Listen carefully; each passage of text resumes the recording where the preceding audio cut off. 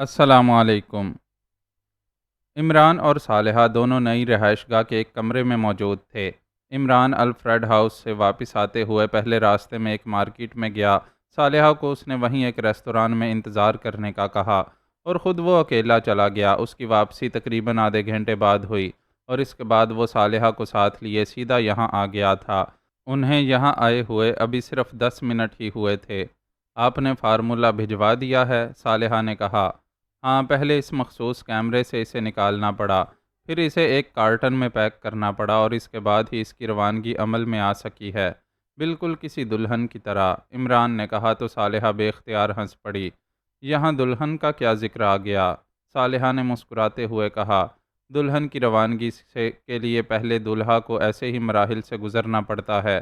پہلے رشتے کے لیے جوتیاں گھسائی جاتی ہیں، پھر ایک بڑے مجمع میں اسے بٹھا کر اس سے 3 بار حلف لیا جاتا ہے اور دلہن صاحبہ ڈولی میں پیک ہو کر روانہ ہوتی ہیں۔ عمران نے بڑے معصوم لہجے میں جواب دیا اور صالحہ بے اختیار ہنس پڑی۔ اب جب کہ مشن مکمل ہو گیا ہے تو میری سمجھ میں نہیں آ رہا کہ ہم یہاں کیوں موجود ہیں۔ ہمیں فوراً یہاں سے روانہ ہو جانا چاہیے، صالحہ نے کہا۔ تمہاری روانگی کے لیے صفدر کو یہاں آنا پڑے گا اور میری روانگی کے لیے بارات کا ہونا ضروری ہے، جو ناراق سے پاک ایشیا جا سکے۔ عمران نے جواب دیا، آپ ہر بات مذاق میں کیوں لے جاتے ہیں؟ صالحہ نے منہ بناتے ہوئے کہا، مذاق کا ظرف بڑا ہوتا ہے، ہر بات اس میں سما جاتی ہے۔ عمران نے بڑے فلسفیانہ لہجے میں کہا اور اس کے ساتھ ہی اس نے جیب سے 4 چھوٹی چھوٹی سرخ رنگ کی گولیاں نکالیں اور ان میں سے 2 اس نے صالحہ کی طرف بڑھا دیں۔ یہ کیا ہیں؟ صالحہ نے حیران ہو کر کہا اور عمران کے ہاتھ سے گولیاں لے لیں۔ انہیں نگل جاؤ، ان گولیوں کا اثر 24 گھنٹے تک رہتا ہے اور ان 24 گھنٹوں کے دوران اگر ہمیں کسی گیس سے بے ہوش کیا گیا تو اس بے ہوشی کا اثر ہم پر نہیں ہوگا، عمران نے کہا اور اس کے ساتھ ہی اس نے اپنے ہاتھ پر باقی رہ جانے والی دونوں گولیاں منہ میں ڈال لیں۔ صالحہ نے بھی اس کی پیروی کی۔ کیا ہمیں بے ہوش کیا جائے گا؟ صالحہ نے گولیاں نکلنے کے بعد پوچھا۔ اب اطمینان سے باقی داستان بھی سن لو، کیونکہ اب ہمارے پاس سوائے قصہ گوئی کے اور کوئی کام نہیں بچا، چونکہ میں چاہتا ہوں کہ ڈارک آئی کو یہ معلوم نہ ہو سکے کہ ہم نے فارمولہ حاصل کر لیا ہے، اس لیے میں فوری طور پر واپس نہیں جانا چاہتا۔ اگر ہم فوری طور پر واپس چلے گئے تو لامحالہ انہیں یقین ہو جائے گا کہ ہم کوئی کارروائی ڈال کر گئے ہیں اور پھر یہ معاملہ وہیں پہنچ جائے گا جہاں میں اسے نہیں رہنے دینا چاہتا۔ نگرانی کرنے والا جب بھی ہوش میں آئے گا تو لامحالہ انہیں معلوم ہو جائے گا اور ہو سکتا ہے کہ وہ لوگ الفریڈ ہاؤس بھی جائیں، اس لیے انہیں یہ یقین دلانے کے لیے کہ ہم نے کچھ حاصل نہیں کیا، ہماری یہاں اس وقت تک موجودگی ضروری ہے جب تک ان کی تسلی نہیں ہو جاتی۔ چونکہ انہوں نے اس نئے میک اپ کے باوجود ہمیں ٹریس کر لیا تھا، اس لیے مجھے یقین ہے کہ اب بھی وہ ہمیں ٹریس کرنے میں لگے ہوئے ہوں گے اور لامحالہ ریز کی مدد سے وہ میری یہاں موجودگی ٹریس کر لیں گے۔ اس کے بعد 2 صورتیں ہوں گی، یا تو وہ اس کوٹھی کو ہی میزائلوں سے اڑا دیں گے یا پھر پہلے بے ہوش کر دینے والی گیس یہاں فائر کریں گے اور پھر اندر داخل ہو کر وہ یا تو ہمیں گولیوں سے اڑا دیں گے یا پھر ہمیں باندھ کر ہوش میں لا کر پوچھ گچھ کریں گے۔ ان میں سے آخری صورت میرے خیال میں ہوگی، اس لیے میں نے یہ گولیاں راستے میں خرید لی تھیں تاکہ ہم بے ہوش نہ ہو سکیں بلکہ بے ہوشی کی ایکٹنگ کرتے رہیں، عمران نے کہا۔ لیکن اگر انہوں نے پہلی صورت پر عمل کر دیا تو؟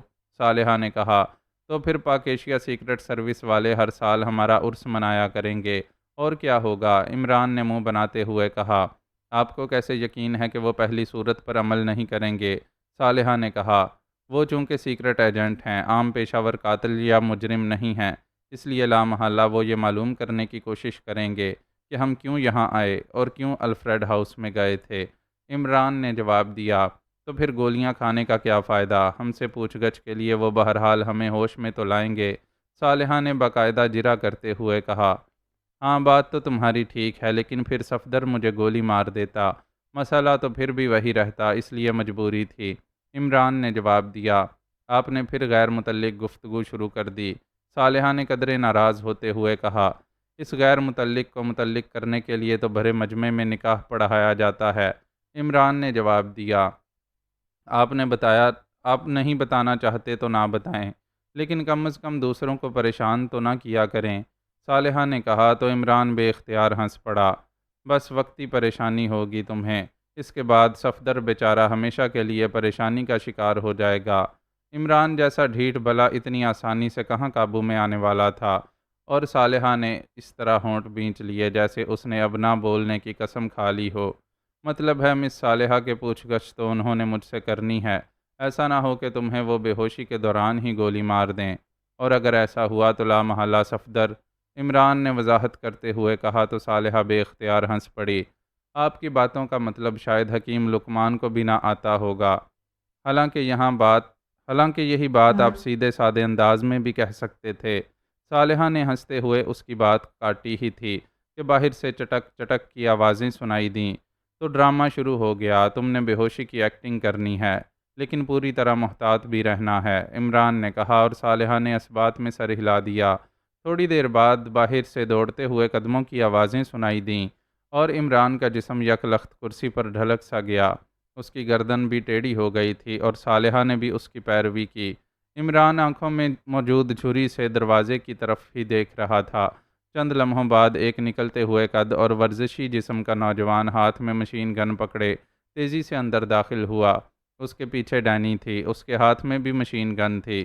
یہ بے ہوش پڑے ہیں، اس عورت کو تو گولی مار دیں، اس نوجوان نے کہا۔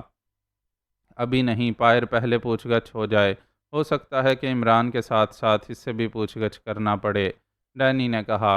اوکے، پھر تم یہیں رکو، میں اپنے آدمی بلا لاؤں تاکہ انہیں اپنے سیکشن ہیڈ کوارٹر لے جایا جا سکے، پائر نے کہا اور تیزی سے واپس مڑ گیا، جبکہ ڈینی وہیں خاموش کھڑی رہی۔ عمران سمجھ گیا تھا کہ یہ پائر بھی ڈارک آئی کے کسی سیکشن کا انچارج ہے۔ تھوڑی دیر بعد 4 آدمی اندر داخل ہوئے اور انہوں نے عمران اور صالحہ دونوں کو کاندھے پر ڈالا اور تیزی سے دروازے کی طرف مڑ گئے۔ عمران نے اپنا جسم مکمل طور پر ڈھیلا چھوڑا ہوا تھا۔ باہر پورچ میں ایک بند باڈی کی اسٹیشن ویگن موجود تھی۔ ان دونوں کو عقبی طرف ویگن کے فرش پر لٹا دیا گیا اور پھر 2 مسلح آدمی ان کے ساتھ ہی سیٹوں پر بیٹھ گئے۔ دوسرے لمحے ویگن چل پڑی۔ تقریباً نصف گھنٹے تک مسلسل سفر کرنے کے بعد ویگن رکی اور ویگن کا عقبی دروازہ باہر سے کھولا گیا تو اندر موجود دونوں مسلح آدمی تیزی سے باہر نکل گئے۔ اس کے بعد ان دونوں کو ویگن سے نکالا گیا اور ایک کمرے میں لے جا کر لوہے کی کرسیوں پر بٹھا کر راڈز سے جکڑ دیا گیا۔ راڈز عقبی پایوں پر موجود بٹن کو پریس کر کے نکالے گئے تھے۔ پھر وہ چاروں آدمی وہیں دروازے کے قریب ہی دیوار کے ساتھ خاموش کھڑے ہو گئے۔ تھوڑی دیر بعد دروازہ ایک بار پھر کھلا اور پائر اور ڈینی اندر داخل ہوئے۔ اب ان دونوں کے ہاتھوں میں مشین گنیں موجود نہیں تھیں۔ وہ سامنے پڑی ہوئی کرسیوں پر بیٹھ گئے۔ پہلے ان کے میک اپ صاف کراؤ پائر، ڈینی نے کہا تو پائر نے ایک مسلح آدمی کو بلایا اور اسے آہستہ سے کہا تو وہ آدمی تیزی سے مڑا اور دروازے سے باہر نکل گیا۔ تھوڑی دیر بعد وہ واپس آیا تو اس کے ہاتھوں میں میک اپ واشر موجود تھا۔ اس نے پہلے عمران کے چہرے پر اس کا کنٹوپ چڑھایا اور پھر بٹن دبا دیا۔ دوسرے لمحے گرم بھاپ عمران کے چہرے سے ٹکرانی شروع ہو گئی اور پھر چند لمحوں بعد کنٹوپ ہٹا لیا گیا۔ اوہ، تو یہ ماسک میک اپ ہے، اتار دو جھلی، ڈینی نے حیرت بھرے لہجے میں کہا۔ یہ تو واقعی کمال کا آدمی ہے، ماسک میک اپ کا یہ انداز میں نے پہلی بار دیکھا ہے کہ مجھے معمولی سا شک بھی نہیں پڑ سکا، پائر نے حیرت بھرے لہجے میں کہا۔ عمران جانتا تھا کہ گرم بھاپ کی وجہ سے جھلی نرم پڑ کر جگہ جگہ سے لٹک گئی ہوگی، اس لیے انہیں معلوم ہو گیا کہ یہ ماسک میک اپ ہے، اور پھر تھوڑی دیر بعد ہی جھلی اس کے چہرے اور سر سے ہٹا لی گئی۔ پھر یہی عمل صالحہ کے ساتھ دہرایا گیا۔ تو یہ ہے عمران کی اصل شکل، پائر نے ایک طویل سانس لیتے ہوئے کہا۔ ہاں، اب انہیں ہوش میں لے آؤ، ڈینی نے کہا تو پائر کے اشارے پر ایک آدمی آگے بڑھا۔ اس نے جیب سے ایک شیشی نکالی اور اسے عمران کی ناک کے قریب لا کر اس نے اس کا ڈھکن ہٹایا تو عمران نے سانس روک لیا۔ چند لمحوں بعد اس آدمی نے شیشی ہٹائی اور اس کا ڈھکن لگا کر صالحہ کی طرف بڑھ گیا۔ اسی لمحے عمران نے ایسی اداکاری شروع کر دی جیسے وہ پہلے واقعی بے ہوش تھا اور اب ہوش میں آ رہا ہو۔ اوہ، کیا مطلب، یہ میں کہاں ہوں؟ اوہ، تم کون ہو؟ عمران نے ہوش میں آتے ہی باقاعدہ اداکاری کرتے ہوئے کہا۔ تم مجھے اچھی طرح پہچانتے ہو عمران، میں ڈینی ہوں، اور یہ بھی بتا دوں کہ تمہارے چہرے سے ماسک بھی اتر چکا ہے، اس لیے اب تم اپنے اصل چہرے میں ہو، اور یہ میرے ساتھ ڈارک آئی کے پائر سیکشن کا چیف پائر ہے، اور ہم اس وقت پائر سیکشن کے ہیڈ کوارٹر میں ہیں، ڈینی نے مسکراتے ہوئے کہا، جیسے وہ یہ سب کچھ بتاتے ہوئے باقاعدہ لطف لے رہی ہو۔ صالحہ بھی اب ہوش میں آنے کی اداکاری کر رہی تھی، لیکن یہ دونوں اس کی طرف متوجہ ہی نہ تھے۔ اوہ، تم نے مجھے کیسے شناخت کیا؟ میرے میک اپ میں کوئی کمی نہ تھی۔ عمران نے حیران ہوتے ہوئے کہا۔ یہ اکریمیا ہے عمران، انتہائی ترقی یافتہ ملک۔ یہ تمہارے ملک پاک ایشیا جیسا پسماندہ نہیں ہے۔ یہاں ایسی مشینری موجود ہے کہ اس سے نکلنے والی ریز پورے ناراک پر پھیل کر اپنے ٹارگٹ کو تلاش کر لیں۔ ڈینی نے جواب دیا۔ اوہ واقعی، یہ انتہائی حیرت انگیز ایجاد ہے۔ بہرحال تم کیا چاہتی ہو؟ عمران نے ایک طویل سانس لیتے ہوئے کہا۔ اس کا لہجہ سنجیدہ تھا۔ پائر کو تو چیف نے یہی حکم دیا تھا کہ تمہیں کوئی موقع دیے بغیر گولیوں سے اڑا دیا جائے، اور یہ ایسا کر بھی گزرتا کیونکہ یہ ایسا ہی آدمی ہے، لیکن میں نے اسے روکا تاکہ میں تم سے پوچھ گچھ کر سکوں۔ اب سنو، تم پہلے ڈاکٹر پیکال کے میک اپ میں گلین پارک جا کر ڈاکٹر الفریڈ سے ملے۔ تمہاری اور ڈاکٹر الفریڈ کے درمیان ہونے والی گفتگو کی ٹیپ میں نے سنی، لیکن اس گفتگو میں کوئی خاص بات نہ تھی۔ پھر تم اپنی رہائش گاہ سے غائب ہو گئے۔ اس کے بعد تم نئے میک اپ میں اس لڑکی کے ساتھ ہوٹل ریمنڈ میں بیٹھے نظر آئے۔ تمہاری نگرانی کی جا رہی تھی کہ تم دونوں وہاں سے نکل کر ڈاکٹر الفریڈ کی رہائش گاہ کی طرف جاتے دیکھے گئے۔ پھر نگرانی کرنے والے کو تم نے گھیر کر بے ہوش کر دیا۔ اس کے بعد تم ایک بار پھر غائب ہو گئے۔ پھر تم اس نئی رہائش گاہ میں اس ماسک میک اپ میں نظر آئے۔ اس دوران ہم ڈاکٹر الفریڈ کی رہائش گاہ پر تھے، تو ڈاکٹر الفریڈ بھی وہاں پہنچ گئے۔ ہم ان کے ساتھ رہائش گاہ کے اندر گئے تو وہاں ان کا چوکیدار اور ملازمہ بے ہوشی کے عالم میں ملے، لیکن ڈاکٹر الفریڈ نے ساری چیکنگ کر لینے کے بعد یہ کہا کہ یہاں سے کچھ حاصل نہیں کیا گیا، چنانچہ ہم نے تمہیں بے ہوش کیا اور یہاں لے آئے۔ اب تم بتاؤ گے کہ تم نے ڈاکٹر الفریڈ کی کوٹھی سے کیا حاصل کیا؟ ڈینی نے پوری تفصیل سے بات کرتے ہوئے کہا۔ تمہارا کیا خیال ہے میں وہاں کیا کرنے گیا تھا؟ عمران نے مسکراتے ہوئے کہا، اور اس کے ساتھ ہی اس کی دائیں ٹانگ غیر محسوس طور پر پیچھے کی طرف مڑ گئی اور اس نے جسم اس طرح قدرے اوپر کو اٹھایا جیسے اس انداز میں بیٹھے بیٹھے تھک گیا ہو۔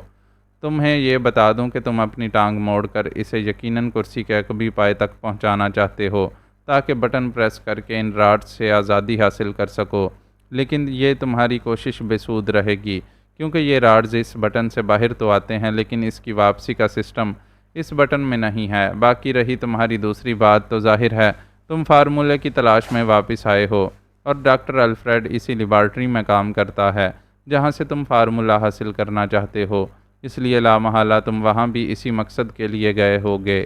ڈینی نے مسکراتے ہوئے کہا۔ تو پھر میں سچ سچ بتا دوں؟ عمران نے کہا۔ ہاں، میں سچ ہی سننا چاہتی ہوں، ڈینی نے جواب دیا۔ میں دراصل وہاں ذہانت کے کیپسول تلاش کرنے گیا تھا۔ عمران نے بڑے سنجیدہ لہجے میں کہا۔ کیا مطلب؟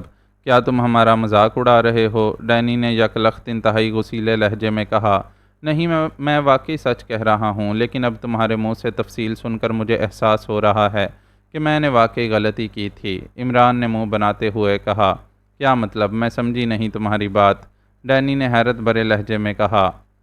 میں سمجھتا تھا کہ اکریمی بے حد ذہین لوگ ہیں، اور چونکہ ڈاکٹر الفریڈ سائنسدان ہے اس لیے لامحالہ وہ سب سے زیادہ ذہین ہوگا، اور چونکہ اکریمیا بے حد ترقی یافتہ ملک ہے اس لیے میرا خیال تھا کہ وہاں ذہانت کے کیپسول لازماً مل جائیں گے، لیکن وہاں کچھ بھی نہ تھا، اور اب تم سے باتیں کر کے مجھے احساس ہو رہا ہے کہ میرا خیال غلط تھا۔ اکریمی بھی میری طرح احمق ہی ہیں، عمران نے باقاعدہ وضاحت کرتے ہوئے کہا۔ ڈینی یہ خواہ مخواہ بکواس کر رہا ہے، تم نے اور کیا پوچھنا ہے؟ ختم کرو اس قصے کو، اچانک پائر نے غصیلے لہجے میں کہا۔ مسٹر پائر، کیا تمہارا تعلق پیشہ ور قاتلوں سے ہے یا شوقیہ قاتلوں سے؟ عمران نے اس بار پائر سے مخاطب ہو کر کہا۔ تم جیسوں کو قتل کرنا میری ڈیوٹی میں شامل ہے، اور بس، پائر نے غصیلے لہجے میں کہا۔ دیکھو عمران، اگر بتا دو کہ تمہارے ذہن میں مشن مکمل کرنے کا کیا لائحہ عمل تھا تو ہو سکتا ہے کہ میں چیف کو کہہ کر تمہاری زندگی بچا لوں، ڈینی نے کہا۔ سچ سچ بتا دوں؟ عمران نے کہا۔ ہاں، لیکن مذاق نہیں، ڈینی نے کہا۔ میرے ذہن میں بڑا سیدھا سادہ سا لائحہ عمل تھا کہ میں یہاں کسی اکریمی لڑکی سے شادی کروں گا اور دلہن لے کر واپس چلا جاؤں گا، اور بس، عمران نے جواب دیا۔ پھر وہی بکواس، ڈینی نے غصیلے لہجے میں کہا۔ شادی اکریمیا جیسے ترقی یافتہ ملک میں تو بکواس ہو سکتی ہے، لیکن پاک ایشیا میں اسے مقدس سمجھا جاتا ہے، عمران نے جواب دیتے ہوئے کہا۔ بس، بہت ہو چکی، اچانک پائر نے کہا، اور وہ ایک جھٹکے سے اٹھ کھڑا ہوا۔ اس کے ساتھ ہی اس نے اپنی جیکٹ کی جیب سے مشین پسٹل نکالا اس کے چہرے پر یکلخت انتہائی صفاقی کے تاثرات ابھر آئے تھے، لیکن دوسرے لمحے کمرے میں جیسے پٹاخہ سا چھوٹا اور اس کے ساتھ ہی پائر، ڈینی اور مسلح افراد اس طرح لہرا کر نیچے گرے جیسے حشرات الارض زہریلی دوا کے سپرے سے گرتے ہیں۔ عمران نے گردن موڑ کر صالحہ کی طرف دیکھا تو وہ ہوش میں ہی تھی، لیکن اس کے چہرے پر حیرت کے تاثرات نمایاں تھے۔ یہ کیا ہوا؟ صالحہ نے حیرت بھرے لہجے میں کہا۔ میں نے اپنے طور پر پیش بندی کر رکھی تھی، اس لیے مارکیٹ سے ایسے مخصوص جوتے خرید کر پہن لیے تھے جن میں شعبدے بازوں کے حربے چھپے ہوئے ہوتے ہیں۔ اس لیے جیسے ہی میں نے ایڑی کو مخصوص انداز میں فرش پر مارا تو جوتے کی ٹو سے انتہائی زود اثر بے ہوشی کی گیس نکلی اور یہ سب بے ہوش ہو گئے، لیکن چونکہ میں نے اور تم نے وہ گولیاں کھا رکھی ہیں اس لیے ہم ہوش میں ہیں، عمران نے مسکراتے ہوئے کہا، اور صالحہ اس انداز میں سر ہلانے لگی جیسے کہہ رہی ہو کہ اب بات اس کی سمجھ میں آ گئی ہے۔ اگر میری بات سمجھ میں آ گئی ہے تو پھر اپنے جسم کو اکڑاؤ اور اوپر کی طرف کھسکنا شروع کر دو تاکہ کسی کے آنے سے پہلے ہم ان راڈز سے آزاد ہو سکیں، ورنہ پھر کبھی کوئی بات ہم دونوں کی سمجھ میں نہیں آئے گی۔ عمران نے مسکراتے ہوئے کہا، او ہاں ٹھیک ہے، میں پہلے بھی ایسا ہی سوچ رہی تھی، کیونکہ میں نے محسوس کر لیا تھا کہ راڈز میرے جسم کی نسبت خاصے کھلے ہیں، لیکن یہ لوگ بے حد چوکنا تھے اس لیے میں خاموش رہی، صالحہ نے کہا، اور اس کے ساتھ ہی اس نے کوشش شروع کر دی، اور تھوڑی سی کوشش کے بعد وہ واقعی کرسی پر اٹھ کر کھڑی ہونے میں کامیاب ہو گئی۔ اس کے ساتھ ہی اس نے چھلانگ لگائی اور نیچے فرش پر آ کھڑی ہوئی۔ پھر وہ تیزی سے دروازے کی طرف لپکی اور اس نے دروازے کو لاک کر دیا، اور اس کے بعد وہ عمران کی کرسی کی طرف بڑھنے لگی۔ دروازے کے ساتھ سوئچ پینل موجود ہے، اس کے نچلے حصے میں سرخ رنگ کے 4 بٹن ہیں، انہیں پریس کرو۔ ڈینی نے درست کہا تھا کہ عقبی پائے میں بٹن پریس کرنے سے راڈز صرف باہر آتے ہیں، انہیں غائب اس بٹن سے ہی کرنا پڑتا ہے۔ میں نے اس کی مخصوص آواز سنی تھی لیکن مجھے خیال نہ رہا تھا، ڈینی کے کہنے پر مجھے خیال آیا تھا، اس لیے تو میں نے تمہیں کہا تھا، ورنہ تو میں خود یہ کام کرتا، عمران نے کہا تو صالحہ سر ہلاتی ہوئی مڑی اور پھر اس نے سوئچ پینل کے نیچے موجود سرخ رنگ کے بٹنوں کو پریس کرنا شروع کر دیا۔ دوسرے لمحے کٹاک کٹاک کی آوازوں کے ساتھ ہی عمران کی کرسی کے راڈز غائب ہو گئے اور عمران اٹھ کر کھڑا ہو گیا۔ تم ان دونوں کو کرسیوں پر ڈال کر انہیں راڈز میں جکڑو، میں اس پائر کے سیکشن ہیڈ کوارٹر کی سیر کر رہا ہوں، عمران نے کہا اور آگے بڑھ کر ایک بے ہوش پڑے ہوئے آدمی کی فرش پر پڑی ہوئی مشین گن اٹھا کر دروازے کی طرف بڑھ گیا، اور پھر اس نے دروازے کا لاک کھولا اور دروازہ کھول کر باہر نکل آیا، جبکہ صالحہ نے پہلے ڈینی کو اٹھایا اور اسے کرسی پر بٹھا کر وہ کرسی کے عقب میں گئی، اور اس نے عقبی پائے میں موجود بٹن کو پیر سے پریس کیا تو کھٹاک کی آواز کے ساتھ ہی اس کے جسم کے گرد راڈز نمودار ہو گئے۔ پھر وہ پائر کی طرف بڑھی، اس نے اسے بھی گھسیٹ کر دوسری کرسی پر ڈالا اور پھر اسے بھی راڈز میں جکڑ دیا۔ تھوڑی دیر بعد دروازہ کھلا اور عمران واپس آیا، لیکن اس کا چہرہ لٹکا ہوا تھا۔ کیا ہوا؟ صالحہ نے چونک کر پوچھا۔ بڑا غریبانہ سا سیکشن ہیڈ کوارٹر ہے، 4 کمرے ہیں جن میں سے ایک میں آفس ہے، اور ایک کمرے میں ایک نوجوان موجود تھا جسے میں نے بے ہوش کر دیا، نہ کوئی مشینری نہ کوئی چہل پہل، عمران نے منہ بناتے ہوئے جواب دیا تو صالحہ بے اختیار ہنس پڑی۔ عمران نے کوٹ کی جیب سے رسی کا ایک بنڈل نکالا اور پھر اس نے آگے بڑھ کر فرش پر بے ہوش پڑے ہوئے پائر کے ساتھیوں کے ہاتھ اور پیر اچھی طرح باندھ دیے۔ میرا خیال ہے مجھے باہر کی نگرانی بھی کرنا چاہیے، اچانک کوئی آ بھی سکتا ہے، صالحہ نے کہا۔ نہیں، اس کی ضرورت نہیں ہے، البتہ کارڈ لیس فون پیس اور ٹرانسمیٹر بھی ساتھ لے آیا ہوں، زیادہ سے زیادہ کوئی کال ہی آ سکتی ہے اس غریبانہ ہیڈ کوارٹر میں، عمران نے منہ بناتے ہوئے کہا، اور صالحہ ایک بار پھر ہنس پڑی۔ اب اس موٹی گردن والے کی جیب سے وہ شیشی نکالو جس کی مدد سے بیچارے اپنے طور پر ہمیں ہوش میں لے آئے تھے، اور انہیں ہوش میں لے آؤ تاکہ اب ان سے نتیجہ خیز مذاکرات ہو سکیں، عمران نے صالحہ سے کہا اور خود اس کرسی پر بیٹھ گیا جس پر پہلے پائر بیٹھا ہوا تھا۔ صالحہ نے ایک بندھے ہوئے آدمی کی جیب سے شیشی نکالی اور پھر اس نے باری باری وہ شیشی پائر اور ڈینی کی ناک سے لگا کر اسے بند کر دیا اور جیب میں ڈال کر عمران کے ساتھ اس کرسی پر آ کر بیٹھ گئی جس پر پہلے ڈینی بیٹھی ہوئی تھی۔ چند لمحوں بعد ہی پائر اور ڈینی نے آنکھیں کھول دیں۔ آنکھیں کھولتے ہی انہوں نے لاشعوری طور پر اٹھنے کی کوشش کی، لیکن ظاہر ہے راڈز میں جکڑے ہونے کی وجہ سے وہ صرف کسمسا کر ہی رہ گئے۔ یہ کیا مطلب؟ یہ کیسے ہو گیا؟ پائر اور ڈینی دونوں کے منہ سے بیک وقت ایک جیسے ہی الفاظ نکلے تھے۔ تمہارا سیکشن دیکھ کر مجھے بے حد مایوسی ہوئی ہے پائر۔ اکریمیا اس قدر ترقی یافتہ ملک ہے، لیکن اس کی سرکاری ایجنسی کا سیکشن ہیڈ کوارٹر اس قدر غریبانہ ہوگا میں سوچ بھی نہیں سکتا تھا۔ اس سے زیادہ شاندار تو ہمارے پسماندہ ملک کے کسی کلرک کا دفتر ہوتا ہے۔ عمران نے منہ بناتے ہوئے کہا، یہ تم نے کیا کیا تھا؟ یہ ہم کس طرح بے ہوش ہو گئے؟ اور یہ تم راڈ سے کیسے باہر آ گئے؟ ان کے کھلنے کا سسٹم تو علیحدہ ہے۔ آخر تم کیا کرتے ہو؟ ڈینی نے انتہائی حیرت بھرے لہجے میں کہا، میں پاک ایشیا سیکرٹ سروس کے لیے کام کرنے کے ساتھ ساتھ پارٹ ٹائم جاب کے طور پر شعبدہ بازی کا کام بھی کرتا ہوں۔ کبھی کس اسکول میں جا کر شعبدہ دکھا کر کچھ رقم اکٹھی کر لی، کبھی سڑک پر مجمع لگا کر، اور کبھی قسمت یاوری کر جائے تو ٹی وی پر بھی شو دکھانے کا چانس مل جاتا ہے، اور میری ساتھی اس کام میں میری مدد کرتی ہے۔ عمران نے بڑے معصوم سے لہجے میں کہا، ڈینی یہ سب کچھ تمہارا کیا دھرا ہے۔ چیف نے ٹھیک کہا تھا کہ اس شخص کو ایک لمحے کی بھی مہلت نہیں ملنی چاہیے۔ تم نے خواہ مخواہ ضد کی۔ پائر نے ڈینی کی طرف دیکھتے ہوئے انتہائی غصیلے لہجے میں کہا، تم نے کہا تھا کہ تم نے ایسے انتظامات کر لیے ہیں کہ اب عمران کی روح بھی یہاں سے نہ نکل سکے گی۔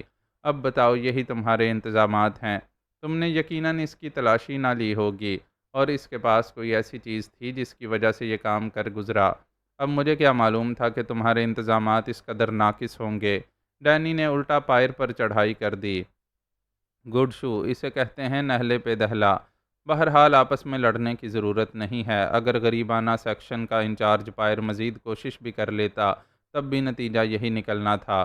جہاں تک پائر کی اس بات کا تعلق ہے وہ مجھے مہلت دے کر پچھتا رہا ہے، تو میرا ایمان ہے کہ یہ مہلت اللہ تعالیٰ کی طرف سے دی گئی ہے، کیونکہ ابھی میری موت کا وقت نہیں آیا تھا۔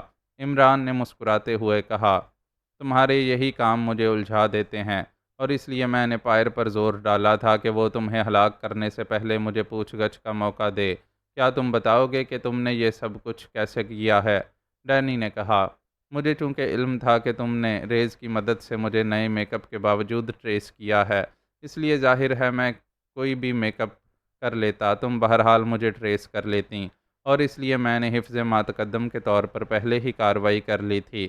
میرے بوٹ کے اندر انتہائی زود اثر گیس کا کیپسول موجود تھا، جو میرے بوٹ کی ایڑی کو مخصوص انداز میں فرش پر مارتے ہی پٹاخے کی آواز میں پھٹا، اور تم سب بے ہوش ہو گئے۔ جہاں تک ہم دونوں کا تعلق ہے تو ہم نے ایک ایسی دوا کھا رکھی تھی کہ ہم 24 گھنٹوں تک کسی بھی گیس سے بے ہوش نہ ہو سکتے تھے، اس لیے جب تم لوگ ہماری رہائش گاہ پر پہنچے تھے تو اس وقت بھی ہم ہوش میں تھے۔ البتہ ہماری اپنے آپ کو بے ہوش ظاہر کرنے کی اداکاری اس قدر شاندار تھی کہ میرا خیال ہے کہ ہم دونوں کو اس اداکاری پر ہالی ووڈ کا سب سے بڑا ایوارڈ ملنا چاہیے۔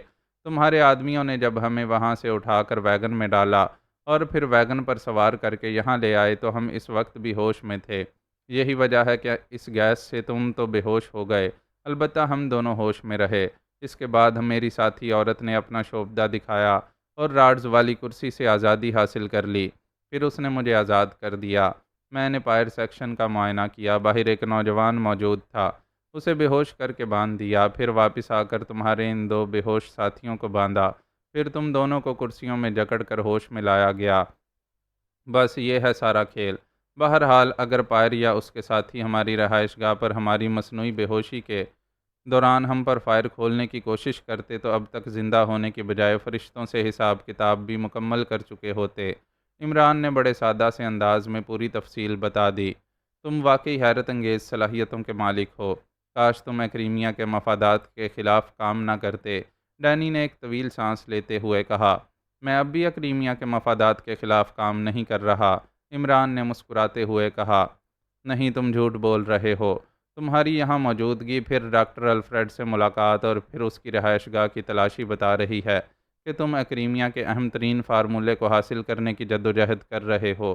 ڈینی نے کہا، مس ڈینی، پہلی بار بھی تم اسی حالت میں تھیں، لیکن میں از خود وہ مشن چھوڑ کر واپس چلا گیا تھا۔ اگر مجھے وہ فارمولہ واقعی حاصل کرنا ہوتا تو تمہاری اسپیشل لیبارٹری مجھے نہ روک سکتی تھی، لیکن جب حکومت پاک ایشیا نے ہی مشن واپس لے لیا تو مجھے پاگل کتے نے نہیں کاٹا تھا کہ میں پھر بھی اس مشن پر کام کرتا رہتا۔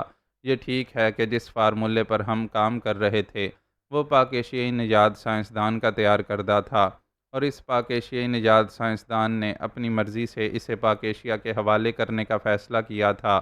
یہ اس مرحوم کی طبیعت یا ذہن تھا کہ اس نے براہ راست یہ فارمولہ پاک ایشیا بھجوانے یا اس کو ذمہ دار شخصیت کے حوالے کرنے کے لیے انتہائی پیچیدہ طریقہ کار اختیار کیا۔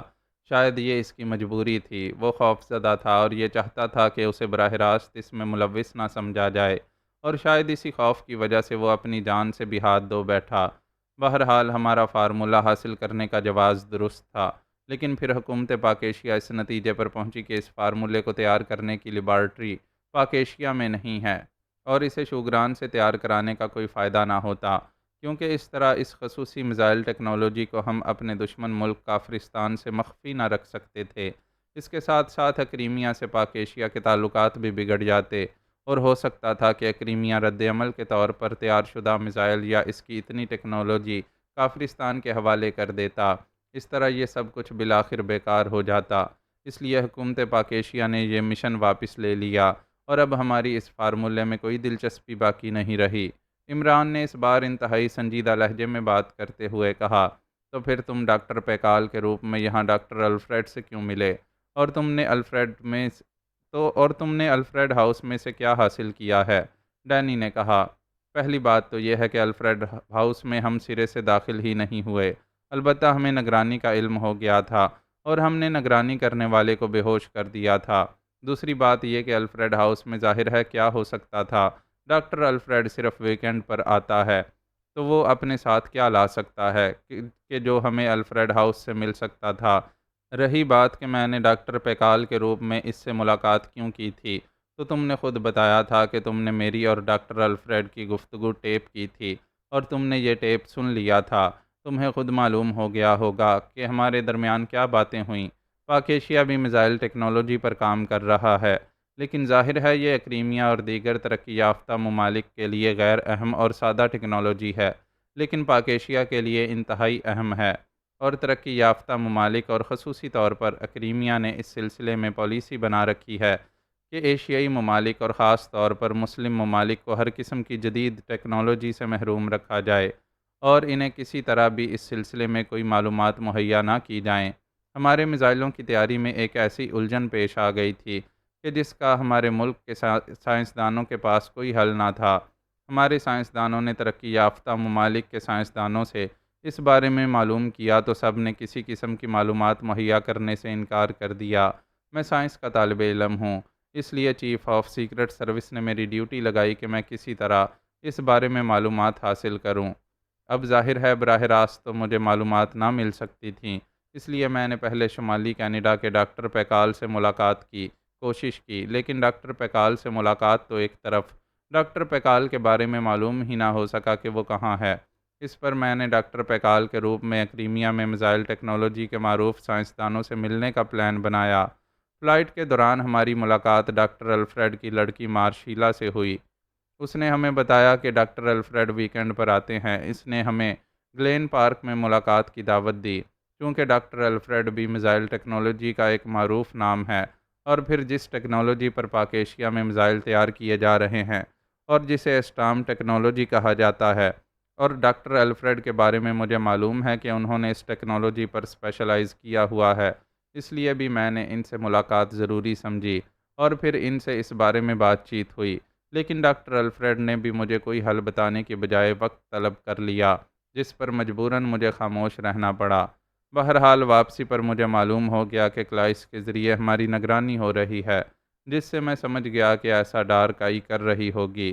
ڈارک آئی کے ذہن میں یقیناً یہ خیال ہوگا کہ عمران بظاہر واپس چلا گیا ہے، اس لیے وہ دوبارہ آئے گا، اس لیے ڈاکٹر الفریڈ کی نگرانی ہو رہی تھی، اور اس طرح میری نگرانی بھی شروع ہو گئی۔ چنانچہ میں نے فیصلہ کیا کہ ڈاکٹر پیکال والا میک اپ ختم کر دیا جائے اور ڈاکٹر الفریڈ کی بجائے کسی اور سائنسدان سے ملاقات کی جائے۔ چنانچہ میں نے وہ رہائش گاہ چھوڑ دی اور پھر نئے میک اپ میں ہم دوسری رہائش گاہ میں آ گئے۔ وہاں میں نے ایک آدمی کے ذریعے ایک اور ایکریمی سائنسدان سے ملاقات کا وقت لے لیا۔ انہوں نے ہوٹل ریمنڈ میں ملاقات کا وقت دے دیا۔ چنانچہ میں اپنی ساتھی کے ساتھ وہاں پہنچ گیا، لیکن اس سائنسدان کی آمد سے پہلے مجھے احساس ہو گیا کہ ہماری نگرانی ہو رہی ہے۔ چنانچہ میں ہوٹل سے نکلا اور پھر اس نگرانی کرنے والے کو بے ہوش کر کے ہم نے نیا میک اپ کیا اور اس کے بعد اس سائنسدان سے ہوٹل ریمنڈ کے ایک خصوصی کمرے میں ملاقات کی اور انہوں نے ہمارا مسئلہ حل کر دیا۔ اب ہم نے واپس جانا تھا، لیکن مجھے معلوم تھا کہ ڈارکائی ہمیں آسانی سے واپس نہ جانے دے گی۔ چنانچہ میں نے پلان بنایا کہ ڈارکائی سے باقاعدہ مذاکرات کر کے انہیں اطمینان دلایا جائے کہ ہمارا مشن حکومت اکریمیہ کے خلاف نہیں ہے۔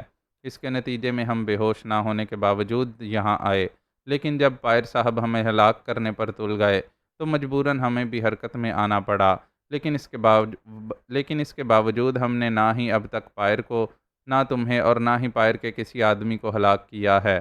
عمران نے انتہائی سنجیدگی سے پوری تفصیل بتاتے ہوئے کہا، تم جو کچھ کہہ رہے ہو کیا واقعی درست ہے؟ ڈینی نے ایسے لہجے میں کہا جیسے اسے عمران کی باتوں پر یقین نہ آ رہا ہو۔ تمہیں یقین دلانے کے لیے تو میں اپنے ساتھ ایک خاتون لے آیا ہوں، کیونکہ کہا جاتا ہے کہ عورت کو عورت کی بات پر تو فوراً یقین آ جاتا ہے، چاہے وہ غلط ہی کیوں نہ کہہ رہی ہو، لیکن مرد کی بات پر یقین نہیں آتا، چاہے وہ سچ ہی کیوں نہ بول رہا ہو۔ ہمارے پاک ایشیا میں تو اس یقین اور عدم یقین کی بنا پر ہزاروں گھرانے اجڑ جاتے ہیں اور اجڑ رہے ہیں۔ عمران نے بڑے فلسفیانہ لہجے میں کہا تو ڈینی بے اختیار ہنس پڑی۔ تم واقعی بہت گہری بات کرتے ہو۔ بہرحال اگر واقعی ایسا ہے تو تم ہمیں رہا کر دو، ہم خود ہی چیف کو اطمینان کرا دیں گے۔ ڈینی نے کہا، نہیں، تمہارے چیف کرنل فوسٹر کو میں اچھی طرح جانتا ہوں، اس نے اس طرح کبھی یقین نہیں کرنا۔ اسے یقین دلانے کے لیے اپنے ساتھ میں 2 قوی ہیکل نیگرو بھی لایا تھا، اس لیے تم اس کی بات چھوڑو، اپنی بات کرو۔ کیا تمہیں یقین آ گیا ہے؟ عمران نے کہا، ہاں مجھے تو یقین آ گیا ہے۔ ڈینی نے کہا، اور پائر تمہارا کیا جواب ہے؟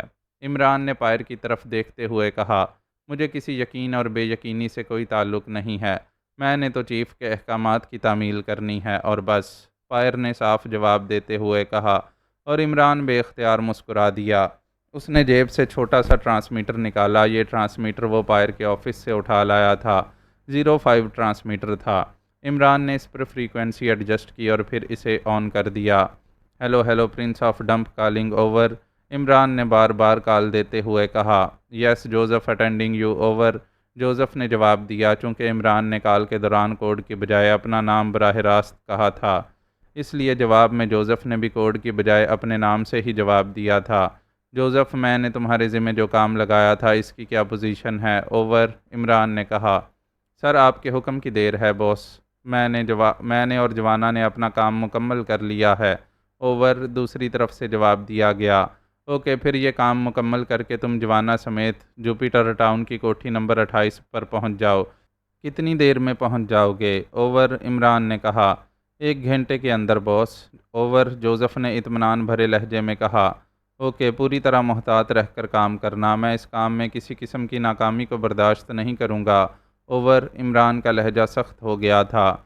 میں سمجھتا ہوں باس، آپ بے فکر رہیں۔ اوور۔ دوسری طرف سے جوزف نے جواب دیا تو عمران نے اوور اینڈ آل کہہ کر ٹرانسمیٹر آف کر دیا۔ یہ تم نے یہاں کا پتہ کیوں دیا ہے؟ کیا کام کرانا چاہتے ہو تم؟ پائر نے قدرے غصیلے لہجے میں کہا، میں تمہیں بتانا چاہتا ہوں کہ اگر میں چاہوں تو کیا نہیں کر سکتا۔ فی الحال تم دونوں انتظار کرو، میں اور میری ساتھی باہر جا رہے ہیں، اس دوران تمہیں اجازت ہے۔ اگر تم دونوں ان کرسیوں سے آزاد ہو سکو تو مجھے خوشی ہوگی، کیونکہ پھر شعبدہ بازوں کا ایک پورا گروپ وجود میں آ جائے گا اور پھر ہم اپنی سرکس بنا لیں گے۔ عمران نے کہا اور کرسی سے اٹھ کر اس نے ساتھ بیٹھی ہوئی صالحہ کو اپنے ساتھ آنے کا اشارہ کیا اور تیزی سے دروازے کی طرف بڑھ گیا۔ جوزف اور جوانا دونوں ناراک کے سب سے مشہور رہائشی پلازا آلان کے سامنے ایک چھوٹے سے ریستوران میں بیٹھے ہوئے تھے۔ ان دونوں کے سامنے کافی کے کپ موجود تھے۔ انہیں یہاں آئے ہوئے 1 گھنٹہ ہو گیا تھا اور اس دوران وہ 3-4 بار کافی منگوا کر پی بیٹھے تھے۔ اب کیا ہمیں ریستوران میں بیٹھ کر کافی ہی پینی پڑے گی؟ جوانا نے آخر کار قدرے جھنجھلائے ہوئے لہجے میں کہا، تم چاہو تو شراب بھی منگوا سکتے ہو۔ جوزف نے مسکراتے ہوئے کہا تو جوانا بے اختیار چونک پڑا۔ میں تو شراب چھوڑ چکا ہوں، لیکن کیا تمہیں شراب پھر یاد آنے لگ گئی ہے؟ جوانا نے کہا، نہیں، باس کے حکم کے بعد میں نے اسے ذہن سے ہی جھٹک دیا ہے۔ میں نے تو تمہاری جلاہٹ کی وجہ سے کہا تھا۔ بہرحال ہم کام کر رہے ہیں اور ہم نے اس پلازا کی نگرانی اس وقت تک کرنی ہے جب تک کہ کرنل فوسٹر اندر ہے یا پھر باس کا کوئی حکم نہیں آ جاتا۔ جوزف نے کہا، میں دراصل یہاں بیٹھے بیٹھے اکتا گیا ہوں، میرا خیال ہے کہ چل کر اس کرنل فوسٹر کو بے ہوش کر دیں اور پھر وہیں بیٹھ کر ماسٹر کی کال کا انتظار کریں۔ جوانا نے کہا، ہو سکتا ہے کہ باس کا ایسا پروگرام نہ ہو، اس لیے میں باس کے حکم کے بغیر کچھ نہیں کر سکتا، جوزف نے صاف جواب دیتے ہوئے کہا۔ وہ دونوں الفریڈ ہاؤس سے واپس بلیک ٹاؤن چلے گئے اور پھر عمران کی کال جوزف کو وصول ہوئی، جس میں اس نے اسے کرنل فوسٹر کا حلیہ بتا کر ہدایت کی کہ کرنل فوسٹر تعطیل کا دن آلان پلازا کے فلیٹ نمبر 112 میں ایک عورت کے ساتھ گزارتا ہے، اس لیے وہ وہاں پہنچ کر اس کی نگرانی کریں۔ اگر کرنل فوسٹر وہاں سے کہیں جائے تب بھی اس کی نگرانی کی جائے اور یہ کام مزید احکامات تک جاری رہنا چاہیے۔ اس کال کے بعد وہ دونوں بلیک ٹاؤن سے یہاں پہنچ گئے اور پھر یہ اتفاق ہی تھا کہ وہ دونوں جب اس پلازا کے سامنے ٹیکسی سے اترے تو اسی لمحے سیاہ رنگ کی کار ان کے قریب سے گزر کر پلازا میں داخل ہوئی اور جوزف کو اس کی ڈرائیونگ سیٹ پر کرنل فوسٹر نظر آ گیا۔ جو حلیہ عمران نے اسے بتایا تھا، اس کے مطابق وہ کرنل فوسٹر ہی تھا۔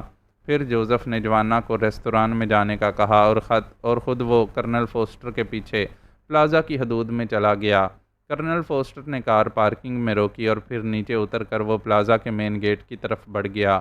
جوزف غیر متعلق انداز میں اس کے پیچھے گیا اور پھر اس نے کرنل فوسٹر کو لفٹ میں داخل ہوتے دیکھا تو وہ واپس آ گیا، کیونکہ وہ سمجھ گیا تھا کہ عمران کے کہنے کے مطابق کرنل فوسٹر اس عورت کے فلیٹ پر ہی گیا ہوگا، اور اس وقت سے وہ دونوں اس ریستوران میں بیٹھے کافی پینے میں مصروف تھے۔ کیونکہ عمران کی طرف سے انہیں مزید کوئی ہدایت نہ ملی تھی، اس لیے جوانا پر اب بوریت محسوس ہونی شروع ہو گئی تھی کہ اچانک جوزف کی جیب سے ہلکی سی سیٹی کی آواز سنائی دی اور وہ دونوں چونک پڑے۔ میں آ رہا ہوں، باس کی کال ہے، جوزف نے تیزی سے اٹھتے ہوئے جوانا سے کہا، اور جوانا نے اس بات میں سر ہلا دیا اور جوزف تیز تیز قدم اٹھاتا قریب ہی بنے ہوئے باتھ روم کی طرف بڑھ گیا۔ جوانا کے چہرے پر چھائی ہوئی بوریت دور ہو گئی تھی، کیونکہ اتنی بات بہرحال وہ سمجھ گیا تھا کہ ماسٹر عمران کی طرف سے کوئی نئی ہدایت ملے گی اور اس طرح یہاں مسلسل بیٹھنے کی بوریت سے نجات مل جائے گی۔ پھر تھوڑی دیر بعد جوزف واپس آ گیا۔ کیا ہدایات ملی ہیں؟ جوانا نے کہا۔ باس نے کرنل فوسٹر کو اغوا کر کے جوپیٹر ٹاؤن کی ایک کوٹھی میں لے آنے کا کہا ہے، اور چونکہ ہمارے پاس کار نہیں ہے اس لیے میرا خیال ہے کہ اس کرنل فوسٹر کی کار ہی استعمال کی جائے، جوزف نے کہا۔ لیکن تم اسے اغوا کیسے کرو گے؟ پلازا میں تو بے شمار لوگ آ جا رہے ہیں، جوانا نے کہا۔ عقبی طرف ایمرجنسی وے موجود ہے، میں اندر جا کر دیکھ چکا ہوں، تم ایسا کرو کہ اس کی کار لے کر ایمرجنسی وے پر پہنچ جاؤ، میں کرنل فوسٹر کو لے کر وہاں پہنچ جاؤں گا، جوزف نے کہا۔ نہیں اسے میں لے آؤں گا، تم کار لے کر وہاں پہنچو، جوانا نے اٹھتے ہوئے کہا۔ ٹھیک ہے، جیسے تم کہو، لیکن خیال رکھنا ہم نے بہرحال اسے صحیح سلامت پہنچانا ہے، جوزف نے اٹھتے ہوئے کہا۔ تم بے فکر رہو، لیکن کار تو پارکنگ میں ہے اور پارکنگ بوائے لامحالہ کرنل فوسٹر کو اور اس کی کار کو پہچانتا ہوگا، جوانا نے کہا۔ بوائے باتھ روم میں جا کر کافی دیر لگا سکتا ہے، آخر انسان ہے، جوزف نے بڑے سادہ سے لہجے میں کہا، تو جوانا بے اختیار ہنس پڑا۔ ماسٹر کی ہدایت کی تکمیل کرتے ہوئے تم ماسٹر سے زیادہ بڑے سیکرٹ ایجنٹ بن جاتے ہو، ایسا لگتا ہے جیسے تمہیں جنگل کی ہوا تک نہ لگی ہو، جوانا نے ہنستے ہوئے کہا۔ باس بے داغ کام پسند کرتا ہے اور مجھے بہرحال باس کی توقعات پر پورا اترنا پڑتا ہے، ورنہ باس مجھ سے ناراض ہو جائے گا اور اس کی ناراضگی کا مطلب ہے جوزف دی گریٹ کی موت، جوزف نے کہا، اور آگے بڑھ کر اس نے کاؤنٹر پر بل پے کیا اور پھر وہ دونوں ریستوران سے نکل کر پلازا کے گیٹ کی طرف بڑھ گئے۔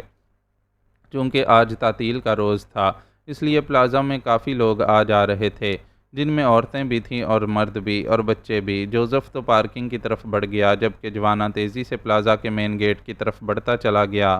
اندر داخل ہو کر اس نے پہلے تو ایمرجنسی وے کو چیک کیا اور پھر لفٹ کی طرف بڑھ گیا۔ اس نے دیکھ لیا تھا کہ بورڈ پر فلیٹس کے بارے میں ضروری معلومات درج ہیں اور اس کے مطابق فلیٹ نمبر 112 7ویں منزل پر تھا، اس لیے جوانا نے لفٹ میں داخل ہو کر لفٹ بوائے کو 7ویں منزل کا کہہ دیا تھا اور پھر تھوڑی دیر بعد جوانا 7ویں منزل پر موجود تھا، لیکن اس کی تیز نظریں ادھر ادھر کا جائزہ لے رہی تھیں، کیونکہ بہرحال اسے معلوم تھا کہ کرنل فوسٹر کو بے ہوش کر کے لے جانا پڑے گا اور ظاہر ہے کہ وہ اسے لفٹ کے ذریعے نہ لے جا سکتا تھا۔ اچانک اسے بھی راستے کا خیال آ گیا اور اس نے سب سے پہلے اس راستے کو چیک کرنا مناسب سمجھا، اور پھر تھوڑی سی کوشش کے بعد وہ ان فلیٹس کی ساخت کو پوری طرح سمجھ گیا تھا۔ ہر فلیٹ کی عقبی طرف بھی ایک راہداری تھی جس کے درمیان باقاعدہ ریلنگ تھی، جس کی مدد سے وہ لوہے کی مخصوص سیڑھیوں سے اتر کر نیچے ایمرجنسی وے میں پہنچ سکتا تھا۔ چنانچہ اس طرح سے وہ مطمئن ہو کر راہداری کے تقریباً وسط میں واقع فلیٹ نمبر 112 کی طرف بڑھ گیا۔ اس کا دروازہ بند تھا، البتہ ساتھ ہی لڑکی کے نام کی نیم پلیٹ موجود تھی۔ فلیٹس کی ساخت بتا رہی تھی کہ یہ تمام فلیٹس ساؤنڈ پروف ہیں، اس لیے جوانا مزید مطمئن ہو گیا تھا۔ اس نے دروازے کی سائیڈ میں موجود ڈور فون کی گھنٹی کا بٹن پریس کر دیا۔ کون ہے؟ ڈور فون سے ایک نسوانی آواز سنائی دی۔ مادام، الیکٹرک وائرنگ کی چیکنگ ہو رہی ہے، کیونکہ ہمیں شکایت ملی ہے کہ وائرنگ کسی جگہ سے شارٹ ہے۔ صرف چند منٹ آپ کو تکلیف ہوگی۔ جوانا نے بڑے مؤدبانہ لہجے میں کہا۔ اوکے، اندر سے نسوانی آواز سنائی دی، اور چند لمحوں بعد دروازہ کھلا اور ایک عورت دروازے پر کھڑی نظر آئی، جس کے جسم پر ناکافی لباس تھا۔ صرف چند منٹ مادام، جوانا نے انتہائی اخلاق سے بھرے ہوئے لہجے میں کہا، اور اس طرح اندر داخل ہو گیا جیسے اس عورت نے اسے اس کی باقاعدہ اجازت دی ہو۔ لیکن پہلے اپنا شناختی کارڈ تو دکھاؤ، میں نے تمہیں پہلے کبھی نہیں دیکھا، عورت نے مشکوک سے لہجے میں کہا۔ کیا کوئی گڑبڑ ہے روڈی؟ اچانک کمرے کے اندر سے ایک مردانہ آواز سنائی دی، اور دوسرے لمحے کرنل فوسٹر اس دروازے سے نکل کر فلیٹ کی راہداری میں آ گیا۔ میں شناختی کارڈ دکھا دیتا ہوں مادام، ویسے جتنی دیر میں آپ شناختی کارڈ دیکھیں گی اتنی دیر میں چیکنگ بھی ہو سکتی ہے، جوانا نے مسکراتے ہوئے کہا، اور اس کے ساتھ ہی اس نے جیب میں اس انداز میں ہاتھ ڈالا جیسے وہ جیب سے شناختی کارڈ نکال رہا ہو۔ ٹھیک ہے، چیک کر لو، لیکن جلدی، عورت نے جو روڈی تھی، شاید اس نے اس انداز پر مطمئن ہوتے ہوئے کہا، اور ساتھ ہی دروازہ بند کر دیا۔ شکریہ، جوانا نے کہا، اور اس کے ساتھ ہی اس کے دونوں بازو یک لخت حرکت میں آئے، اور فلیٹ بیک وقت دو انسانی چیخوں سے گونج اٹھا۔ جوانا کے ایک ہاتھ کی ضرب کرنل فوسٹر کو لگی تھی، جبکہ دوسری روڈی کو، اور وہ دونوں ہی ضرب کھا کر چیختے ہوئے اس طرح اچھل کر دیواروں سے جا لگے تھے جیسے وہ انسانوں کی بجائے محض ہوا بھرے غبارے ہوں۔ روڈی تو نیچے گر کر پھر نہ اٹھ سکی، البتہ کرنل فوسٹر نے نیچے گرتے ہی تیزی سے اٹھنے کی کوشش کی، لیکن اسی لمحے جوانا کی لات حرکت میں آئی، اور کرنل فوسٹر ایک بار پھر چیختا ہوا نیچے گرا اور پھر ساکت ہو گیا۔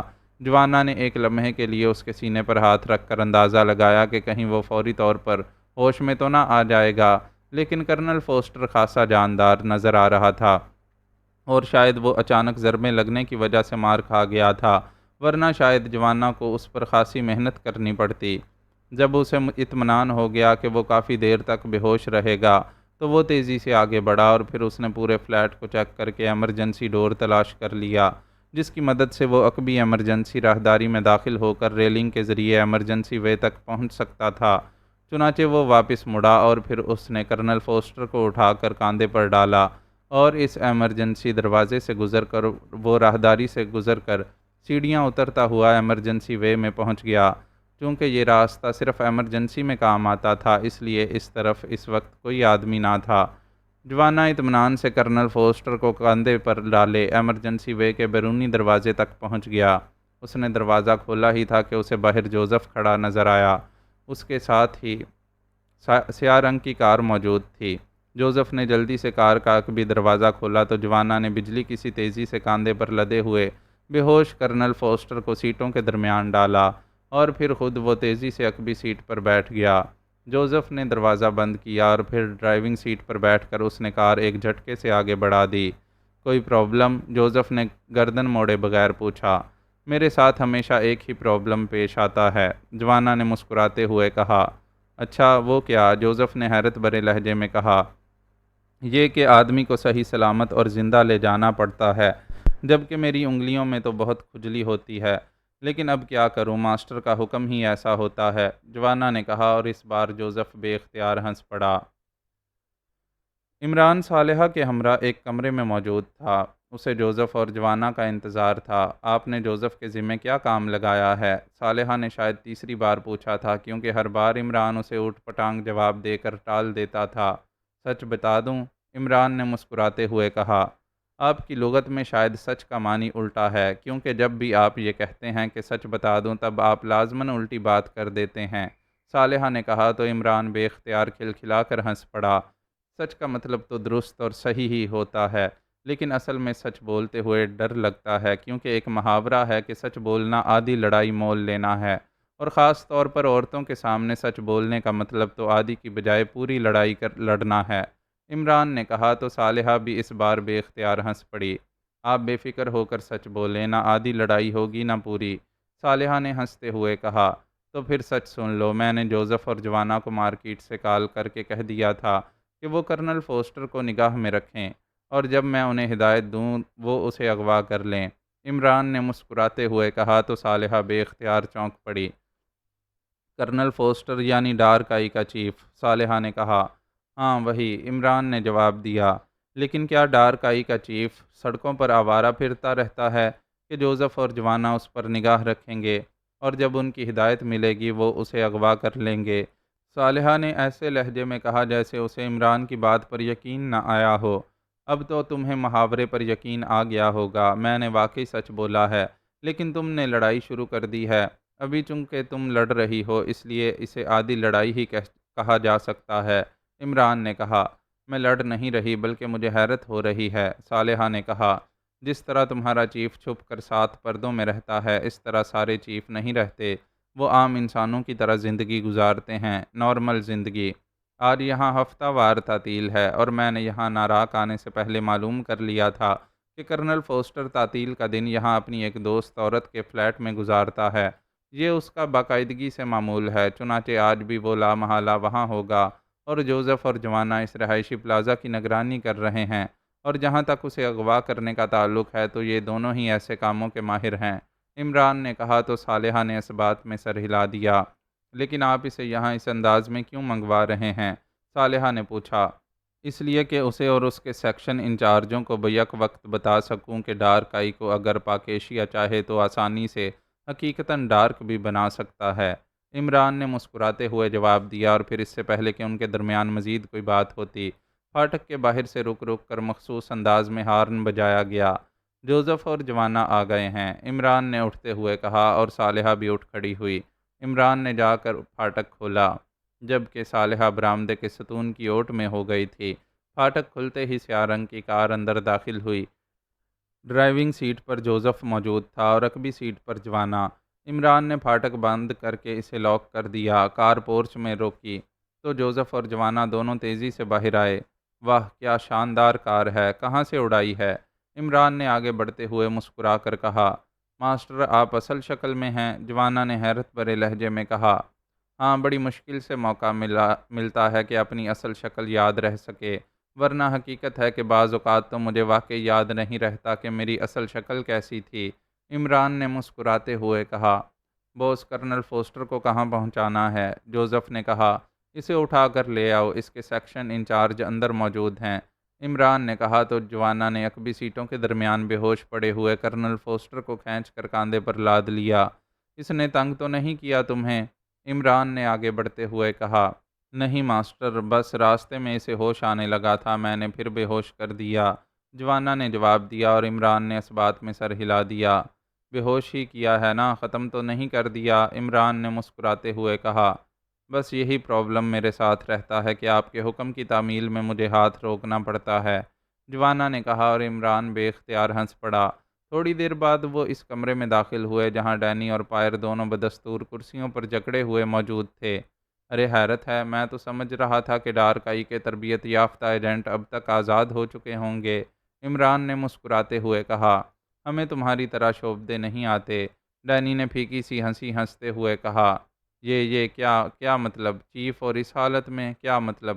یکلخت پائر نے انتہائی حیرت بھرے لہجے میں کہا، اور ڈینی کے چہرے پر بھی شدید حیرت کے تاثرات ابھر آئے تھے۔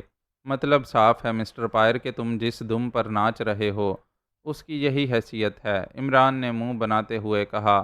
اس دوران جوانا نے کرنل فوسٹر کو پائر کے ساتھ کرسی پر بٹھا دیا، جبکہ صالحہ نے کرسی کے عقب میں جا کر اس کا بٹن پریس کر دیا تو بے ہوش کرنل فوسٹر کا جسم راڈز میں جکڑا گیا۔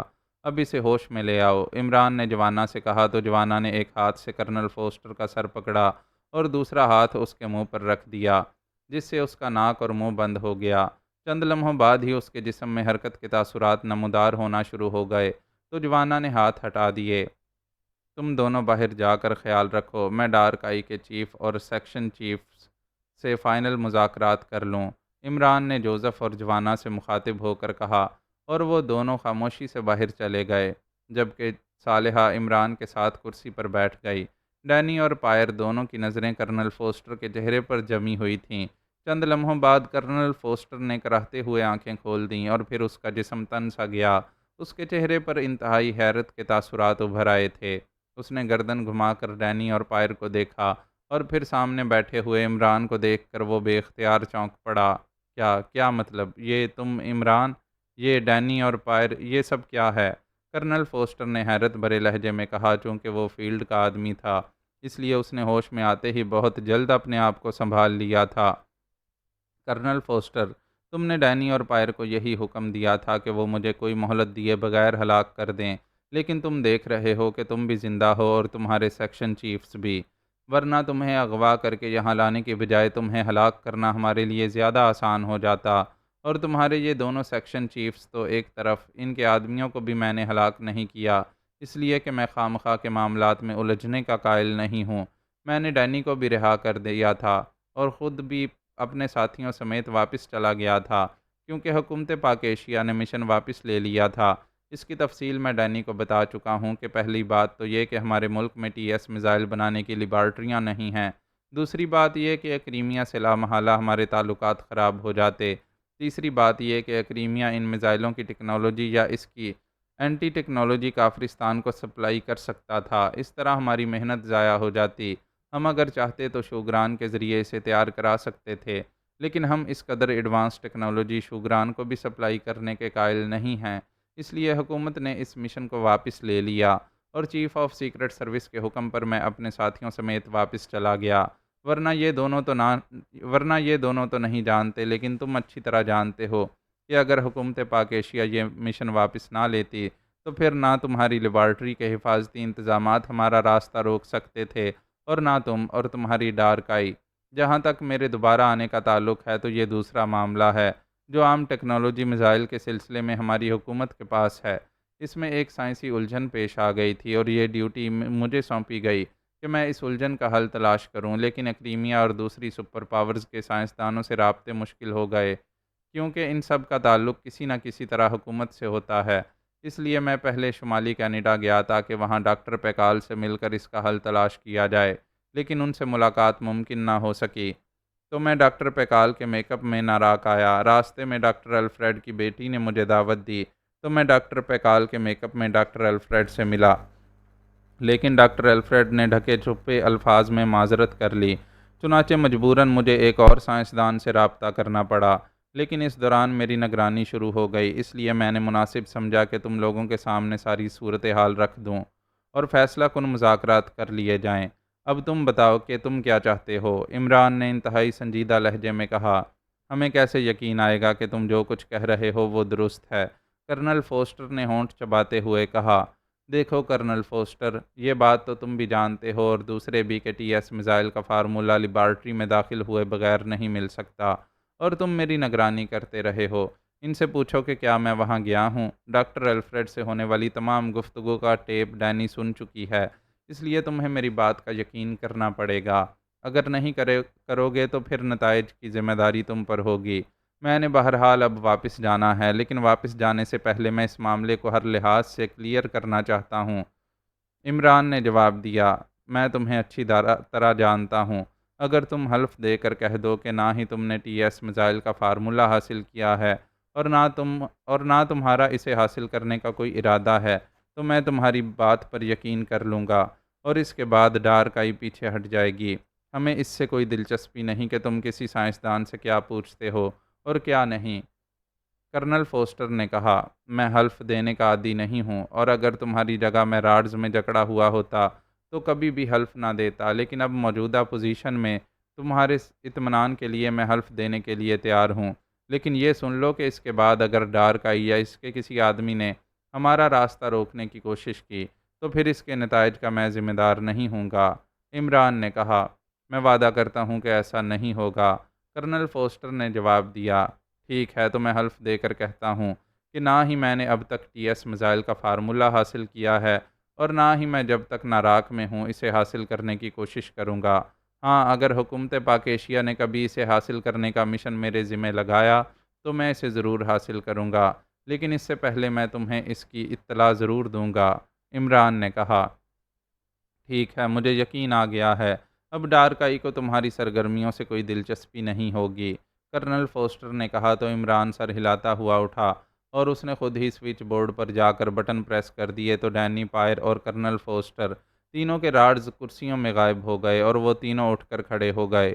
شکریہ عمران، تم نے ہماری اس حالت میں بھی ہمیں حلف دے کر اپنی عظمت کا ثبوت دیا ہے۔ اب تم قطعی بے فکر ہو کر یہاں رہو یا واپس جاؤ۔ اب ڈارکائی تمہارے راستے میں رکاوٹ نہیں بنے گی۔ کرنل فوسٹر نے آگے بڑھ کر مسافے کے لیے ہاتھ بڑھاتے ہوئے کہا۔ شکریہ کرنل فوسٹر، مجھے افسوس ہے کہ تمہیں اس حالت میں یہاں لانا پڑا، لیکن میرے پاس اس کے سوا اور کوئی چارہ کار نہ تھا۔ دوسری صورت یہ تھی کہ میں ڈارکائی کو بھی ختم کر دیتا، لیکن بغیر کسی مقصد کے میں ایسا کرنا نہیں چاہتا تھا۔ عمران نے بڑے گرم جوشانہ انداز میں مصافحہ کرتے ہوئے کہا۔ ٹھیک ہے، میں سمجھتا ہوں، کرنل فوسٹر نے کہا۔ مسٹر پائر، اب ہم جا رہے ہیں۔ تمہارے آدمی زندہ ہیں، تم انہیں ہوش میں لا سکتے ہو، عمران نے کہا اور دروازے کی طرف مڑ گیا۔ اگر تم مناسب سمجھو تو میں تمہیں اور تمہارے ساتھیوں کو ڈراپ کر دوں، کرنل فوسٹر نے کہا۔ نہیں شکریہ، ہم ٹیکسیوں پر چلے جائیں گے، عمران نے کہا۔ کم از کم یہ تو بتا دو کہ تمہیں کیسے یہ معلوم ہوا کہ میں روڈی کے فلیٹ پر ملوں گا، کرنل فوسٹر نے باہر آ کر آہستہ سے پوچھا۔ شاید وہ اپنے ساتھیوں کے سامنے یہ بات نہیں کرنا چاہتا تھا۔ یہ بات ناراک کی آدھے سے زیادہ آبادی جانتی ہے، کرنل فوسٹر، عمران نے مسکراتے ہوئے کہا تو کرنل فوسٹر بے اختیار پھیکی سی ہنسی ہنس کر رہ گیا۔ میں اسے نہیں چھوڑوں گا، کبھی نہیں چھوڑوں گا ڈینی، پائر نے میز پر مکہ مارتے ہوئے انتہائی غصیلے لہجے میں کہا۔ لیکن اب یہ ممکن نہیں رہا پائر، جب چیف نے حکم دے دیا ہے کہ عمران اور اس کے ساتھیوں کو کچھ نہ کہا جائے تو پھر، ڈینی نے منہ بناتے ہوئے کہا۔ چیف نے سرکاری طور پر حکم دیا ہے، میں یہ کام غیر سرکاری طور پر کروں گا، پائر نے کہا تو ڈینی بے اختیار چونک پڑی۔ کیا مطلب؟ میں سمجھی نہیں تمہاری بات، ڈینی نے حیرت بھرے لہجے میں کہا۔ یہاں ناراک میں 1000 پیشہ ور قاتلوں کی تنظیمیں ہیں جو رقم لے کر اکریمیا کے صدر تک کو گولی مار سکتی ہیں، پائر نے کہا۔ او ہاں، اگر تم سامنے نہ آؤ تو پھر دوسری بات ہے، ڈینی نے کہا۔ تو تم بھی یہی چاہتی ہو، کھل کر بات کرو، پائر نے کہا۔ ہاں پائر، جس انداز میں عمران نے ڈارکائی کو بے عزت کیا ہے، اب میں اسے معاف نہیں کرنا چاہتی، بلکہ میں تو سوچ رہی تھی کہ چھٹی لے کر پاک ایشیا جاؤں اور اس عمران کا خاتمہ کر دوں، لیکن تمہاری تجویز واقعی بہتر ہے، ڈینی نے کہا۔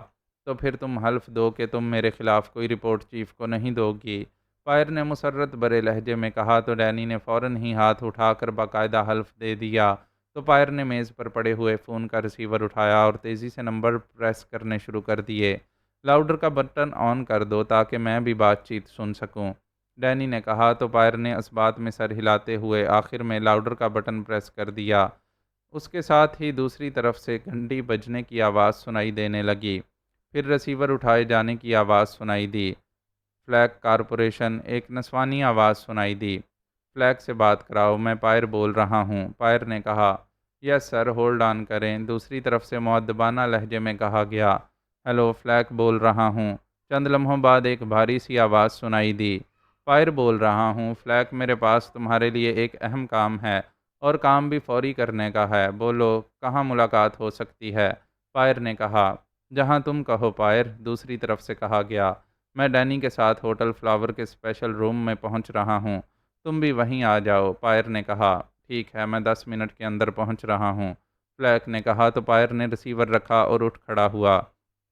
آؤ ڈینی، اب میں دیکھوں گا کہ یہ عمران اور اس کے ساتھی کس طرح زندہ بچ کر یہاں سے جاتے ہیں، پائر نے کہا اور ڈینی نے بھی اس بات میں سر ہلا دیا کیونکہ وہ بھی اس فلیک کو اچھی طرح جانتی تھی۔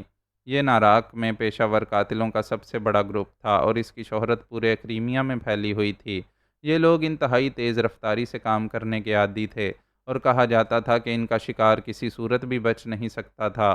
چنانچہ چند لمحوں بعد پائر اور ڈینی کار میں سوار ہوٹل فلاور کی طرف بڑھے چلے جا رہے تھے، جو کہ ایک متوسط درجے کا ہوٹل تھا اور پارک ایوینیو میں واقع تھا۔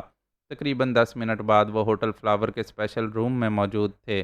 یہ اسپیشل روم خاص طور پر اس لیے بنایا گیا تھا کہ یہاں ہونے والی گفتگو کو کسی صورت بھی باہر سے نہیں سنا جا سکتا تھا۔ تھوڑی دیر بعد دروازہ کھلا اور ایک قوی ہیکل آدمی اندر داخل ہوا۔ یہ فلیک تھا، ناراک کا بدنام ترین پیشہ ور قاتل۔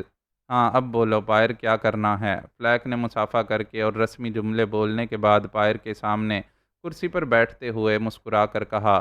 تو پائر نے اسے عمران اور اس کے ساتھیوں کے بارے میں بتا دیا۔ تو ان سب کا خاتمہ کرنا ہے یا تمہارا ٹارگٹ ان میں سے کوئی ایک ہے؟ فلیک نے پوچھا۔ صرف ایک، جس کا نام عمران ہے، پائر نے کہا۔ اس کا حلیہ کیا ہے اور وہ کہاں مل سکے گا؟ فلیک نے پوچھا۔ تو پائر نے عمران کا اصل حلیہ اور اس کا قد و قامت بتا دیا۔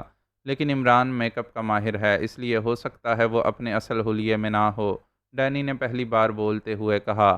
تو پھر ڈینی تم مدد کرو اور اس عمران کے بارے میں معلوم کرو کہ وہ اس وقت کہاں ہے۔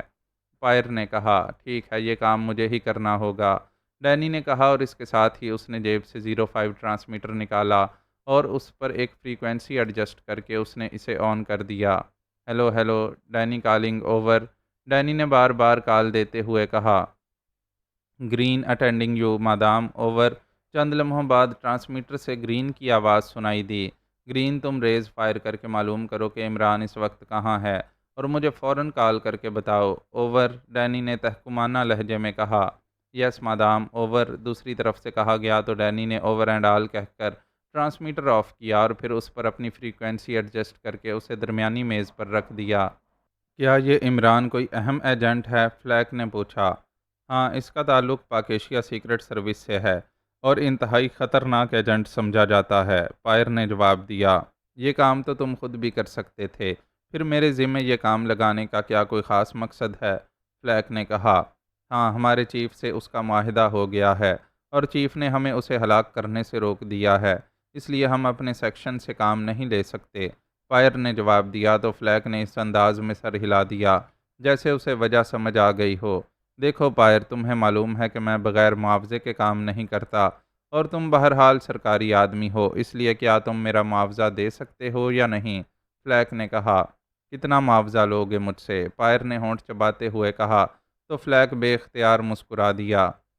تم ناراض ہو رہے ہو، لیکن میں نے دراصل اس سلسلے میں قسم اٹھا رکھی ہے کہ ایسا کام بغیر معاوضے کے نہیں کروں گا، البتہ معاوضہ میں اپنی مرضی سے طے کر سکتا ہوں۔ ویسے تو میں $10 لاکھ سے کم معاوضہ نہیں لیا کرتا، لیکن تم چونکہ میرے دوست ہو اس لیے تم سے صرف ٹوکن معاوضہ لوں گا، صرف $1 لاکھ۔ اب تو خوش ہو؟ فلیک نے کہا۔ اوکے، $1 لاکھ تمہیں مل جائیں گے، پائر نے کہا۔ نہیں، اصول کے مطابق نصف معاوضہ پہلے اور نصف بعد میں، البتہ تم چیک دے سکتے ہو کیونکہ مجھے تم پر اعتماد ہے، فلیک نے کہا۔ تو پائر نے جیب سے ایک چیک بک نکالی اور اس پر اندراج کر کے اس نے دستخط کیے اور چیک بک سے علیحدہ کر کے اس نے فلیک کے ہاتھ پر رکھ دیا۔ شکریہ، اب دوسرا چیک تیار رکھنا، فلیک نے مسکراتے ہوئے کہا اور چیک کو تہہ کر کے اس نے جیب میں ڈال لیا۔ اسی لمحے ٹرانسمیٹر پر کال آنا شروع ہو گئی تو ڈینی نے جلدی سے ٹرانسمیٹر کا بٹن آن کر دیا۔ Hello hello, Green calling over, Green کی آواز سنائی دی۔ Yes Danny attending you, over, Danny نے جواب دیتے ہوئے کہا۔ Madam, Imran noble chartered company کے خصوصی ایئرپورٹ پر موجود ہے، اوور، دوسری طرف سے کہا گیا۔ اوہ، اس کا مطلب ہے کہ وہ چارٹرڈ طیارے سے جا رہے ہیں، اوور، ڈینی نے کہا۔ یس مادام، اوور، گرین نے کہا۔ کیا وہاں تمہارا کوئی آدمی موجود ہے؟ اوور، ڈینی نے تیز لہجے میں پوچھا۔ نہیں مادام، یہ تو میں نے ریس سے معلوم کیا ہے، اوور، دوسری طرف سے کہا گیا۔ میں بندوبست کرتا ہوں، فلیک نے کہا، اور اس کے ساتھ ہی اس نے جیب سے ایک موبائل فون نکالا اور تیزی سے اس کے نمبر پریس کرنے شروع کر دیے، جبکہ ڈینی نے اوور اینڈ آل کہہ کر ٹرانسمیٹر آف کر دیا تھا۔ یس نوبل چارٹرڈ ایئر لائن، رابطہ قائم ہوتے ہی ایک نسوانی آواز سنائی دی۔ فلیک بول رہا ہوں، نوبل سے بات کراؤ، فلیک نے تیز لہجے میں کہا۔ یس سر، ہولڈ آن کریں، دوسری طرف سے مؤدبانہ لہجے میں کہا گیا۔ ہیلو، نوبل بول رہا ہوں۔ چند لمحوں بعد ایک بھاری اور باوقار سی آواز سنائی دی۔ فلیک بول رہا ہوں، نوبل میری بات غور سے سنو، تمہارے اسپیشل ایئرپورٹ پر ایک ایشیائی مرد، ایک ایشیائی عورت اور 2 نیگرو موجود ہیں، وہ شاید طیارہ چارٹرڈ کرا کر پاک ایشیا یا کسی اور ملک جا رہے ہیں، جبکہ میں چاہتا ہوں کہ کم از کم 1 گھنٹے تک وہ نہ جا سکیں۔ بولو، کیا تم انہیں روک سکتے ہو یا تمہاری کمپنی ماں تمہارے جہازوں کے سب کچھ ختم کر دیا جائے؟ فلیک نے انتہائی غصیلے لہجے میں کہا۔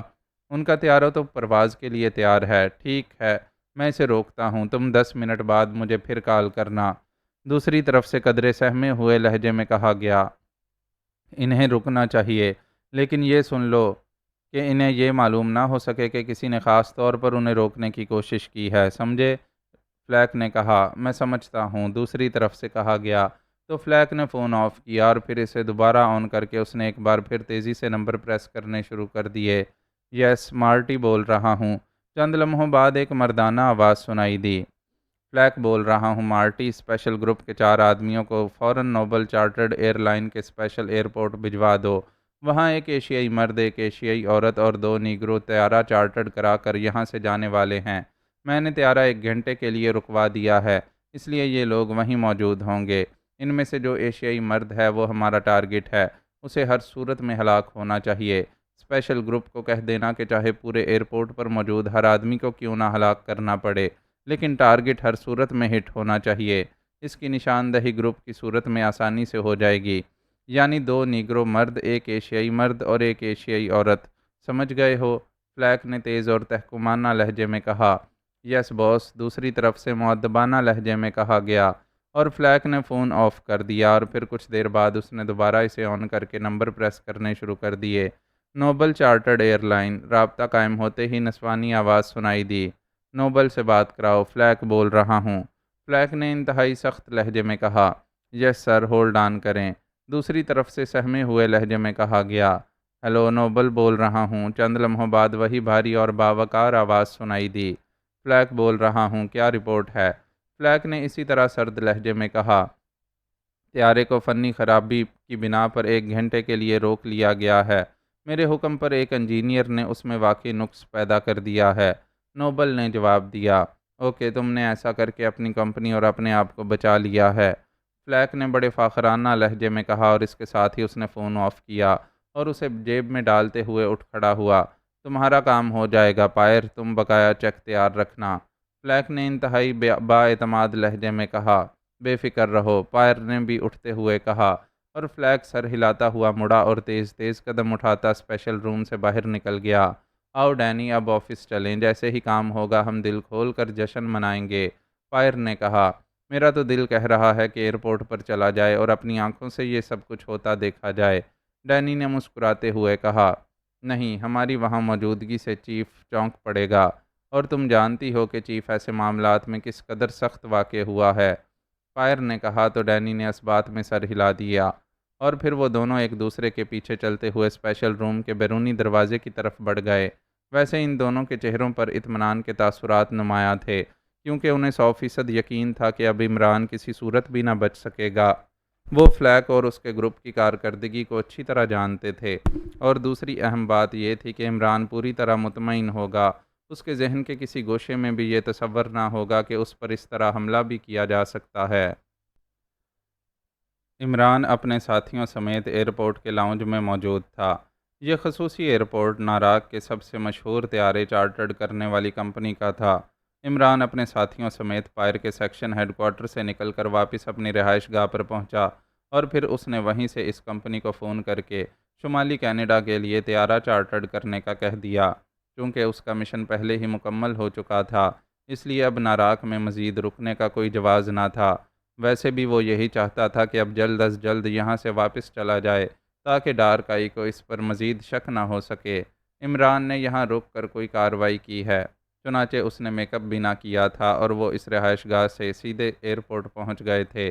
وہاں ضروری کاغذات کی تیاری کے بعد انہیں بتایا گیا کہ نصف گھنٹے بعد ان کا طیارہ پرواز کر جائے گا، اس لیے وہ لاؤنج میں بیٹھے ہوئے تھے۔ لاؤنج میں 60-70 کے قریب دوسرے افراد بھی تھے، جن میں مرد بھی تھے اور عورتیں بھی۔ ان میں زیادہ تعداد سیاحوں کی ہی تھی۔ یہ سب بھی چارٹرڈ طیاروں سے پرواز کے لیے یہاں پہنچے ہوئے تھے۔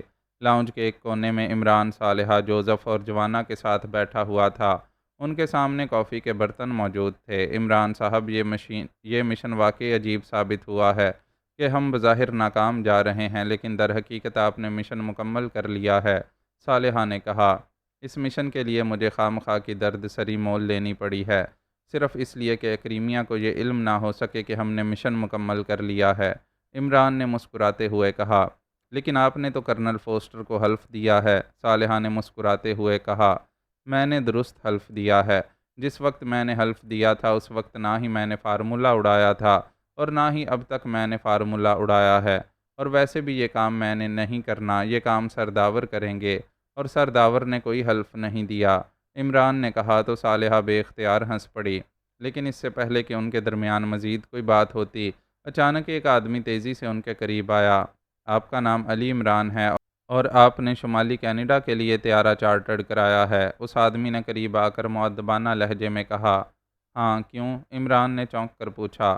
ہمیں افسوس ہے جناب کہ آپ کو مزید 1 گھنٹہ انتظار کرنا پڑے گا۔ طیارے میں ایک فنی نقص کا پتہ چلا ہے جسے دور ہونے میں 1 گھنٹہ لگ جائے گا۔ ویسے اگر آپ چاہیں تو پرواز منسوخ بھی کی جا سکتی ہے، جیسا آپ چاہیں۔ اس آدمی نے کہا۔ کیا فوری طور پر دوسرے طیارے کا انتظام نہیں ہو سکتا؟ عمران نے کہا۔ نہیں سر، اس میں بھی بہرحال اتنا وقت لگ ہی جائے گا۔ ویسے 1 گھنٹے بعد بہرحال آپ پرواز کر جائیں گے، اس آدمی نے کہا۔ کیا میں آپ کے مینیجر سے مل سکتا ہوں؟ عمران نے کہا۔ یس سر، آئیے، اس آدمی نے کہا تو عمران اٹھ کھڑا ہوا۔ تم یہیں رکو، میں بات کر کے ابھی آتا ہوں، عمران نے اپنے ساتھیوں سے کہا، اور پھر تیز تیز قدم اٹھاتا وہ اس آدمی کے ساتھ مینیجر کے آفس کی طرف چل پڑا۔ آپ یہاں کیا ہیں؟ عمران نے اس آدمی سے راستے میں پوچھا۔ میں اسسٹنٹ ٹریفک کنٹرولر ہوں، میرا نام ٹیری ہے، اس آدمی نے جواب دیا، اور عمران نے اس بات میں سر ہلا دیا۔ تھوڑی دیر بعد عمران مینیجر کے آفس میں داخل ہوا تو یہ ایک ادھیڑ عمر آدمی تھا۔ یہ وہ صاحب ہیں جن کا طیارہ فنی نقص کی وجہ سے 1 گھنٹہ لیٹ ہو گیا ہے۔ میں انہیں اطلاع دینے گیا تو انہوں نے آپ سے ملاقات کی خواہش ظاہر کی ہے، اس لیے میں انہیں ساتھ لے آیا ہوں، ٹیری نے اندر داخل ہو کر وضاحت کرتے ہوئے کہا۔ تو مینیجر اٹھ کھڑا ہوا۔ میں آپ سے حقیقتاً معذرت خواہ ہوں، لیکن فائنل چیکنگ میں ایک فنی نقص سامنے آ گیا، اور ہماری کمپنی کا اصول ہے کہ ہم ہر لحاظ سے اوکے حالت میں کام کرتے ہیں۔ طیارے کو چیکنگ کے لیے بھجوا دیا گیا ہے۔ میں آپ سے ایک بار پھر معذرت خواہ ہوں، مینیجر نے انتہائی معذرت بھرے لہجے میں کہا۔ جب طیارہ اوکے ہو کر ایئرپورٹ پر پہنچتا ہے تو اس کے بعد اس کی دوبارہ چیکنگ کی جاتی ہے، عمران نے کہا۔ یس سر، یہ ہماری کمپنی کا اصول ہے، مینیجر نے جواب دیا۔ ٹیری واپس چلا گیا تھا اور اب عمران اور مینیجر آفس میں موجود تھے۔ اوکے، ہم 1 گھنٹہ مزید انتظار کر لیتے ہیں، عمران نے اٹھتے ہوئے کہا۔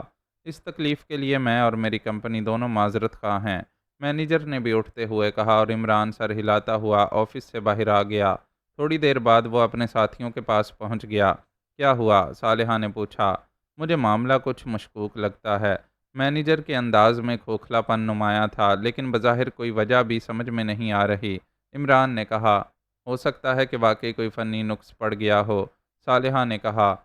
ہاں، یہ ہو سکتا ہے، بہرحال ٹھیک ہے، مزید 1 گھنٹہ گزار لیتے ہیں، عمران نے کہا، اور ویٹر کو بلا کر اس نے کافی لانے کا آرڈر دے دیا۔ تھوڑی دیر بعد ویٹر نے ہاٹ کافی سرو کر دی، اور وہ سب ہاٹ کافی پینے میں مصروف ہو گئے۔ ابھی انہوں نے کافی ختم کی ہی تھی کہ لاؤنج کا بیرونی دروازہ کھلا اور 4 آدمی اندر داخل ہوئے۔ ان کا انداز بتا رہا تھا کہ انہیں کسی کی تلاش ہے، اور پھر ان کی نظریں عمران اور اس کے ساتھیوں پر جم گئیں۔ عمران کی دروازے کی طرف پشت تھی، جبکہ صالحہ اس کے سامنے بیٹھی ہوئی تھی، اور جوزف اور جوانا دائیں بائیں کرسیوں پر موجود تھے۔ صالحہ نے ان 4 افراد کو اندر داخل ہوتے دیکھا تھا۔ فائر! اچانک لاؤنج میں کسی نے چیختے ہوئے لہجے میں کہا، اور دوسرے لمحے ان 4 افراد نے بجلی سے بھی زیادہ تیزی سے اپنی جیبوں سے مشین پسٹل نکالے، اور اس کے ساتھ ہی لاؤنج مشین پسٹلز کی تڑتڑاہٹ اور انسانی چیخوں سے گونج اٹھا۔ فائر کی آواز سن کر عمران تیزی سے مڑا ہی تھا کہ دوسرے لمحے وہ اچھل کر نیچے فرش پر جا گرا۔ اس کے پہلو میں بیک وقت کئی گولیاں لگی تھیں۔ فائرنگ کرنے والوں کا ٹارگٹ عمران ہی تھا۔ ایک گولی سامنے بیٹھی ہوئی صالحہ کی گردن کی سائیڈ کو زخمی کرتی ہوئی گزر گئی، اور صالحہ بھی چیختی ہوئی اچھل کر نیچے گری۔ اسی لمحے جوزف اور جوانا نے یکلخت کلا بازیاں کھائیں، اور دوسرے لمحے گولیاں پھر چلیں، اور 4 افراد چیختے ہوئے اچھل کر پشت کے بل اور پہلو کے بل نیچے گرے۔ ہال میں موجود افراد کی چیخوں اور شور نے پورے لاؤنج کو سر پر اٹھا لیا تھا۔ لوگ خوفزدہ انداز میں چیختے ہوئے ادھر ادھر دوڑنے لگے تھے، اور کئی ایک دوسرے سے ٹکرا کر نیچے جا گرے تھے۔ ان 4 افراد کے نیچے گرتے ہی جوانا نے یکلخت چھلانگ لگائی، اور وہ ایک زخمی اور تڑپتے ہوئے آدمی کے سینے پر جا کھڑا ہوا۔ بولو، کس نے تمہیں فائرنگ کے لیے کہا ہے؟ بولو، جوانا نے پوری قوت سے اس آدمی کی ناک پر مکہ مارتے ہوئے کہا۔ فلیک گروپ کے مارٹی، اس آدمی نے ڈوبتے ہوئے لہجے میں جواب دیا۔ کہاں ہوتا ہے یہ مارٹی؟ بولو، جوانا نے اسے بری طرح جھنجھوڑتے ہوئے کہا۔ اس کا انداز ہذیانی تھا۔ فلیکس ہوٹل، اس آدمی نے ڈوبتے ہوئے لہجے میں جواب دیا، اور اس کے ساتھ ہی اس کی آنکھیں بے نور ہو گئیں۔ تو جوانہ اچھل کر اٹھا اور بجلی کسی تیزی سے مڑ کر عمران کی طرف آیا۔ جوزف عمران کو ہاتھوں پر اٹھائے ایک راہداری میں دوڑتا ہوا جا رہا تھا۔ صالحہ چیختی ہوئی اس کے پیچھے دوڑ رہی تھی۔ جوانہ بھی ان کے پیچھے دوڑ پڑا۔ اسی لمحے پولیس کی گاڑیوں کے سائرن سنائی دینے لگے۔ جوانہ دوڑتا ہوا جب راہداری کے آخر میں پہنچا تو عمران کی بجائے وہاں خون آلود ہاتھوں کو چومتا ہوا صرف جوزف موجود تھا۔ اس کے ہاتھ عمران کے خون سے لتھڑے ہوئے تھے۔ اس کی آنکھوں میں وحشیانہ چمک تھی، اور وہ بار بار ہاتھوں پر لگے ہوئے خون کو ہونٹوں سے لگاتا، اور ہر بار اس کے چہرے کی سیاہی پہلے سے بڑھ جاتی اور آنکھوں کی چمک تیز ہو جاتی۔ کیا ہوا؟ ماسٹر کہاں ہے؟ کیا ہوا؟ جوانہ نے قریب جا کر جوزف کو بری طرح جھنجھوڑتے ہوئے کہا۔ باس بچ جائے گا، فکر مت کرو، میں نے باس کو بچا لیا ہے، باس بچ جائے گا، اس کے خون میں سے ابھی موت کی خوشبو نہیں آ رہی، باس بچ جائے گا، جوزف نے چیختے ہوئے کہا۔ اس کے لہجے میں بے پناہ مسرت کا عنصر شامل تھا۔ لیکن وہ ہے کہاں؟ صالحہ کہاں ہے؟ جوانہ نے ایک بار پھر اسے جھنجھوڑتے ہوئے کہا۔ وہ ہسپتال میں ہے، یہ ہسپتال ہے، آپریشن ہو رہا ہے، فکر مت کرو، باس بچ جائے گا، صالحہ کو بھی ڈاکٹر لے گئے ہیں، جوزف نے جواب دیا۔ اسی لمحے دروازہ کھلا اور ایک نوجوان ڈاکٹر تیزی سے باہر آیا۔ وہ زخمی آپ کا ساتھی ہے، میں نے اس کو ابتدائی طبی امداد دے دی ہے، اور اب اسے کمپنی کے اسپیشل ہسپتال میں بھجوا دیا گیا ہے۔ آپ کی ساتھی عورت بھی ساتھ گئی ہے، اس ڈاکٹر نے جوزف سے مخاطب ہو کر کہا۔ ماسٹر بچ جائے گا نا؟ جوانہ نے انتہائی بے چین سے لہجے میں کہا۔ دیکھو، ویسے وہ شدید زخمی ہے، 4 گولیاں لگی ہیں اسے، ڈاکٹر نے کہا۔ کہاں ہے یہ اسپیشل ہسپتال؟ جوانہ نے ہونٹ چباتے ہوئے کہا۔ ایڈن روڈ پر نوبل اسپیشل ہسپتال، ڈاکٹر نے جواب دیا، اور اسی لمحے پولیس کے 2 آفیسر دوڑتے ہوئے راہداری میں آتے دکھائی دیے۔ یہ سب کیا ہوا ہے؟ آپ بتائیں، کیا ہوا ہے؟ ایک پولیس آفیسر نے جوانہ اور جوزف سے مخاطب ہو کر کہا۔ ہمیں نہیں معلوم، ہم نے شمالی کینیڈا جانے کے لیے طیارہ بک کرایا تھا، طیارے میں فنی نقص پیدا ہوا، اس لیے پرواز 1 گھنٹے کے لیے روک دی گئی۔ ہم بیٹھے ہوئے تھے کہ اچانک 4 افراد لاؤنج میں داخل ہوئے، اور انہوں نے ہماری طرف دیکھا، پھر فائر کا لفظ سنائی دیا، اور اس کے ساتھ ہی ہم پر فائرنگ شروع ہو گئی۔ ٹارگٹ ہمارا ماسٹر تھا، اسے گولیاں لگیں، وہ فرش پر گر کر تڑپنے لگا۔ ہماری ساتھی عورت کو بھی گولی لگی اور وہ بھی گر گئی، تو ہم نے دفاع کے لیے ان پر فائر کھول دیا، اور یہ چاروں مارے گئے۔ میں نے جا کر ایک زخمی سے پوچھنے کی کوشش کی کہ وہ لوگ کون ہیں اور کس کے کہنے پر انہوں نے حملہ کیا ہے، لیکن وہ کوئی جواب دیے بغیر مر گیا۔ میرا ساتھی زخمی ماسٹر کو اٹھا کر یہاں لے آیا، جوانہ نے باقاعدہ بیان دیتے ہوئے کہا، اور پھر ڈاکٹر نے پولیس آفیسر کو بھی وہی بات بتا دی جو اس نے پہلے جوانہ اور جوزف کو بتائی تھی۔ ٹھیک ہے، ہم نے لاؤنج میں بیان لیے ہیں، آپ نے دفاع میں فائرنگ کی ہے، اور ویسے بھی حملہ آور ناراک کے مشہور گنڈے ہیں، اس لیے ہم آپ کو گرفتار نہیں کر رہے، لیکن ہمیں زخمی کا بھی بیان لینا ہے، اور آپ لوگ بھی پولیس اسٹیشن امپائر روڈ پر آ کر اپنے بیانات باقاعدہ تحریر کرا دیں گے، اور بغیر اجازت آپ ناراک سے باہر نہیں جائیں گے، پولیس آفیسر نے کہا، اور جوانہ اور جوزف نے اس بات میں سر ہلا دیا تو پولیس آفیسر تیزی سے مڑ کر واپس چلے گئے۔ آؤ جوزف، تم ہاتھ دھو لو، ہم نے پہلے اسپیشل ہسپتال جانا ہے تاکہ ماسٹر کی صحیح صورتحال معلوم کی جا سکے، جوانہ نے جوزف سے کہا، اور جوزف نے اس بات میں سر ہلا دیا۔ پھر جوزف ایک باتھ روم میں گیا اور اس نے اپنے کوٹ اور ہاتھوں پر موجود عمران کا خون دھویا، اور پھر وہ ایئرپورٹ سے نکل کر ٹیکسی کے ذریعے اسپیشل ہسپتال پہنچ گئے۔ وہاں صالحہ موجود تھی، اس کی گردن پر پٹی بندھی ہوئی تھی۔ ماسٹر کا کیا حال ہے؟ جوانہ نے بے چین سے لہجے میں پوچھا۔ ان کا آپریشن ہو گیا ہے، اب حالت خطرے سے باہر ہے، صالحہ نے مطمئن لہجے میں جواب دیا۔ جوزف، ہو سکتا ہے کہ ماسٹر پر دوبارہ حملہ ہو، اس لیے تم یہیں رکو، میں معلوم کرتا ہوں کہ ماسٹر پر حملہ کس نے کرایا ہے اور اس کے پیچھے کیا مقصد تھا، جوانہ نے جوزف سے مخاطب ہو کر کہا۔ کیا تم معلوم کر لو گے؟ صالحہ نے کہا۔ ہاں، ان میں سے ایک سے میں نے پوچھ گچھ کی ہے، اس نے فلیکس ہوٹل کے مارٹی کا نام لیا ہے، میں بہرحال معلوم کر لوں گا۔ ان حملہ آوروں کا انداز بتا رہا تھا کہ یہ انتہائی تربیت یافتہ پیشہ ور قاتل ہیں، جوانہ نے کہا، تو جوزف نے اس بات میں سر ہلا دیا۔ میرا خیال ہے کہ یہ کام پائر کا ہے، میں نے اس کی آنکھوں میں نفرت اور کینہ دیکھا تھا، صالحہ نے کہا۔ جس کا بھی ہو، وہ جوانہ سے نہ بچ سکے گا، میں انہیں بتا دوں گا کہ ماسٹر کلرز کا جوانہ ابھی زندہ ہے۔ جوانا نے پھنکارتے ہوئے لہجے میں کہا اور تیزی سے بیرونی دروازے کی طرف مڑ گیا۔ تھوڑی دیر بعد وہ ٹیکسی میں بیٹھا فلیکس ہوٹل کی طرف بڑھا چلا جا رہا تھا۔ معزز ناظرین و سامعین، لائک، کمنٹس اور شیئر ضرور کریں، شکریہ۔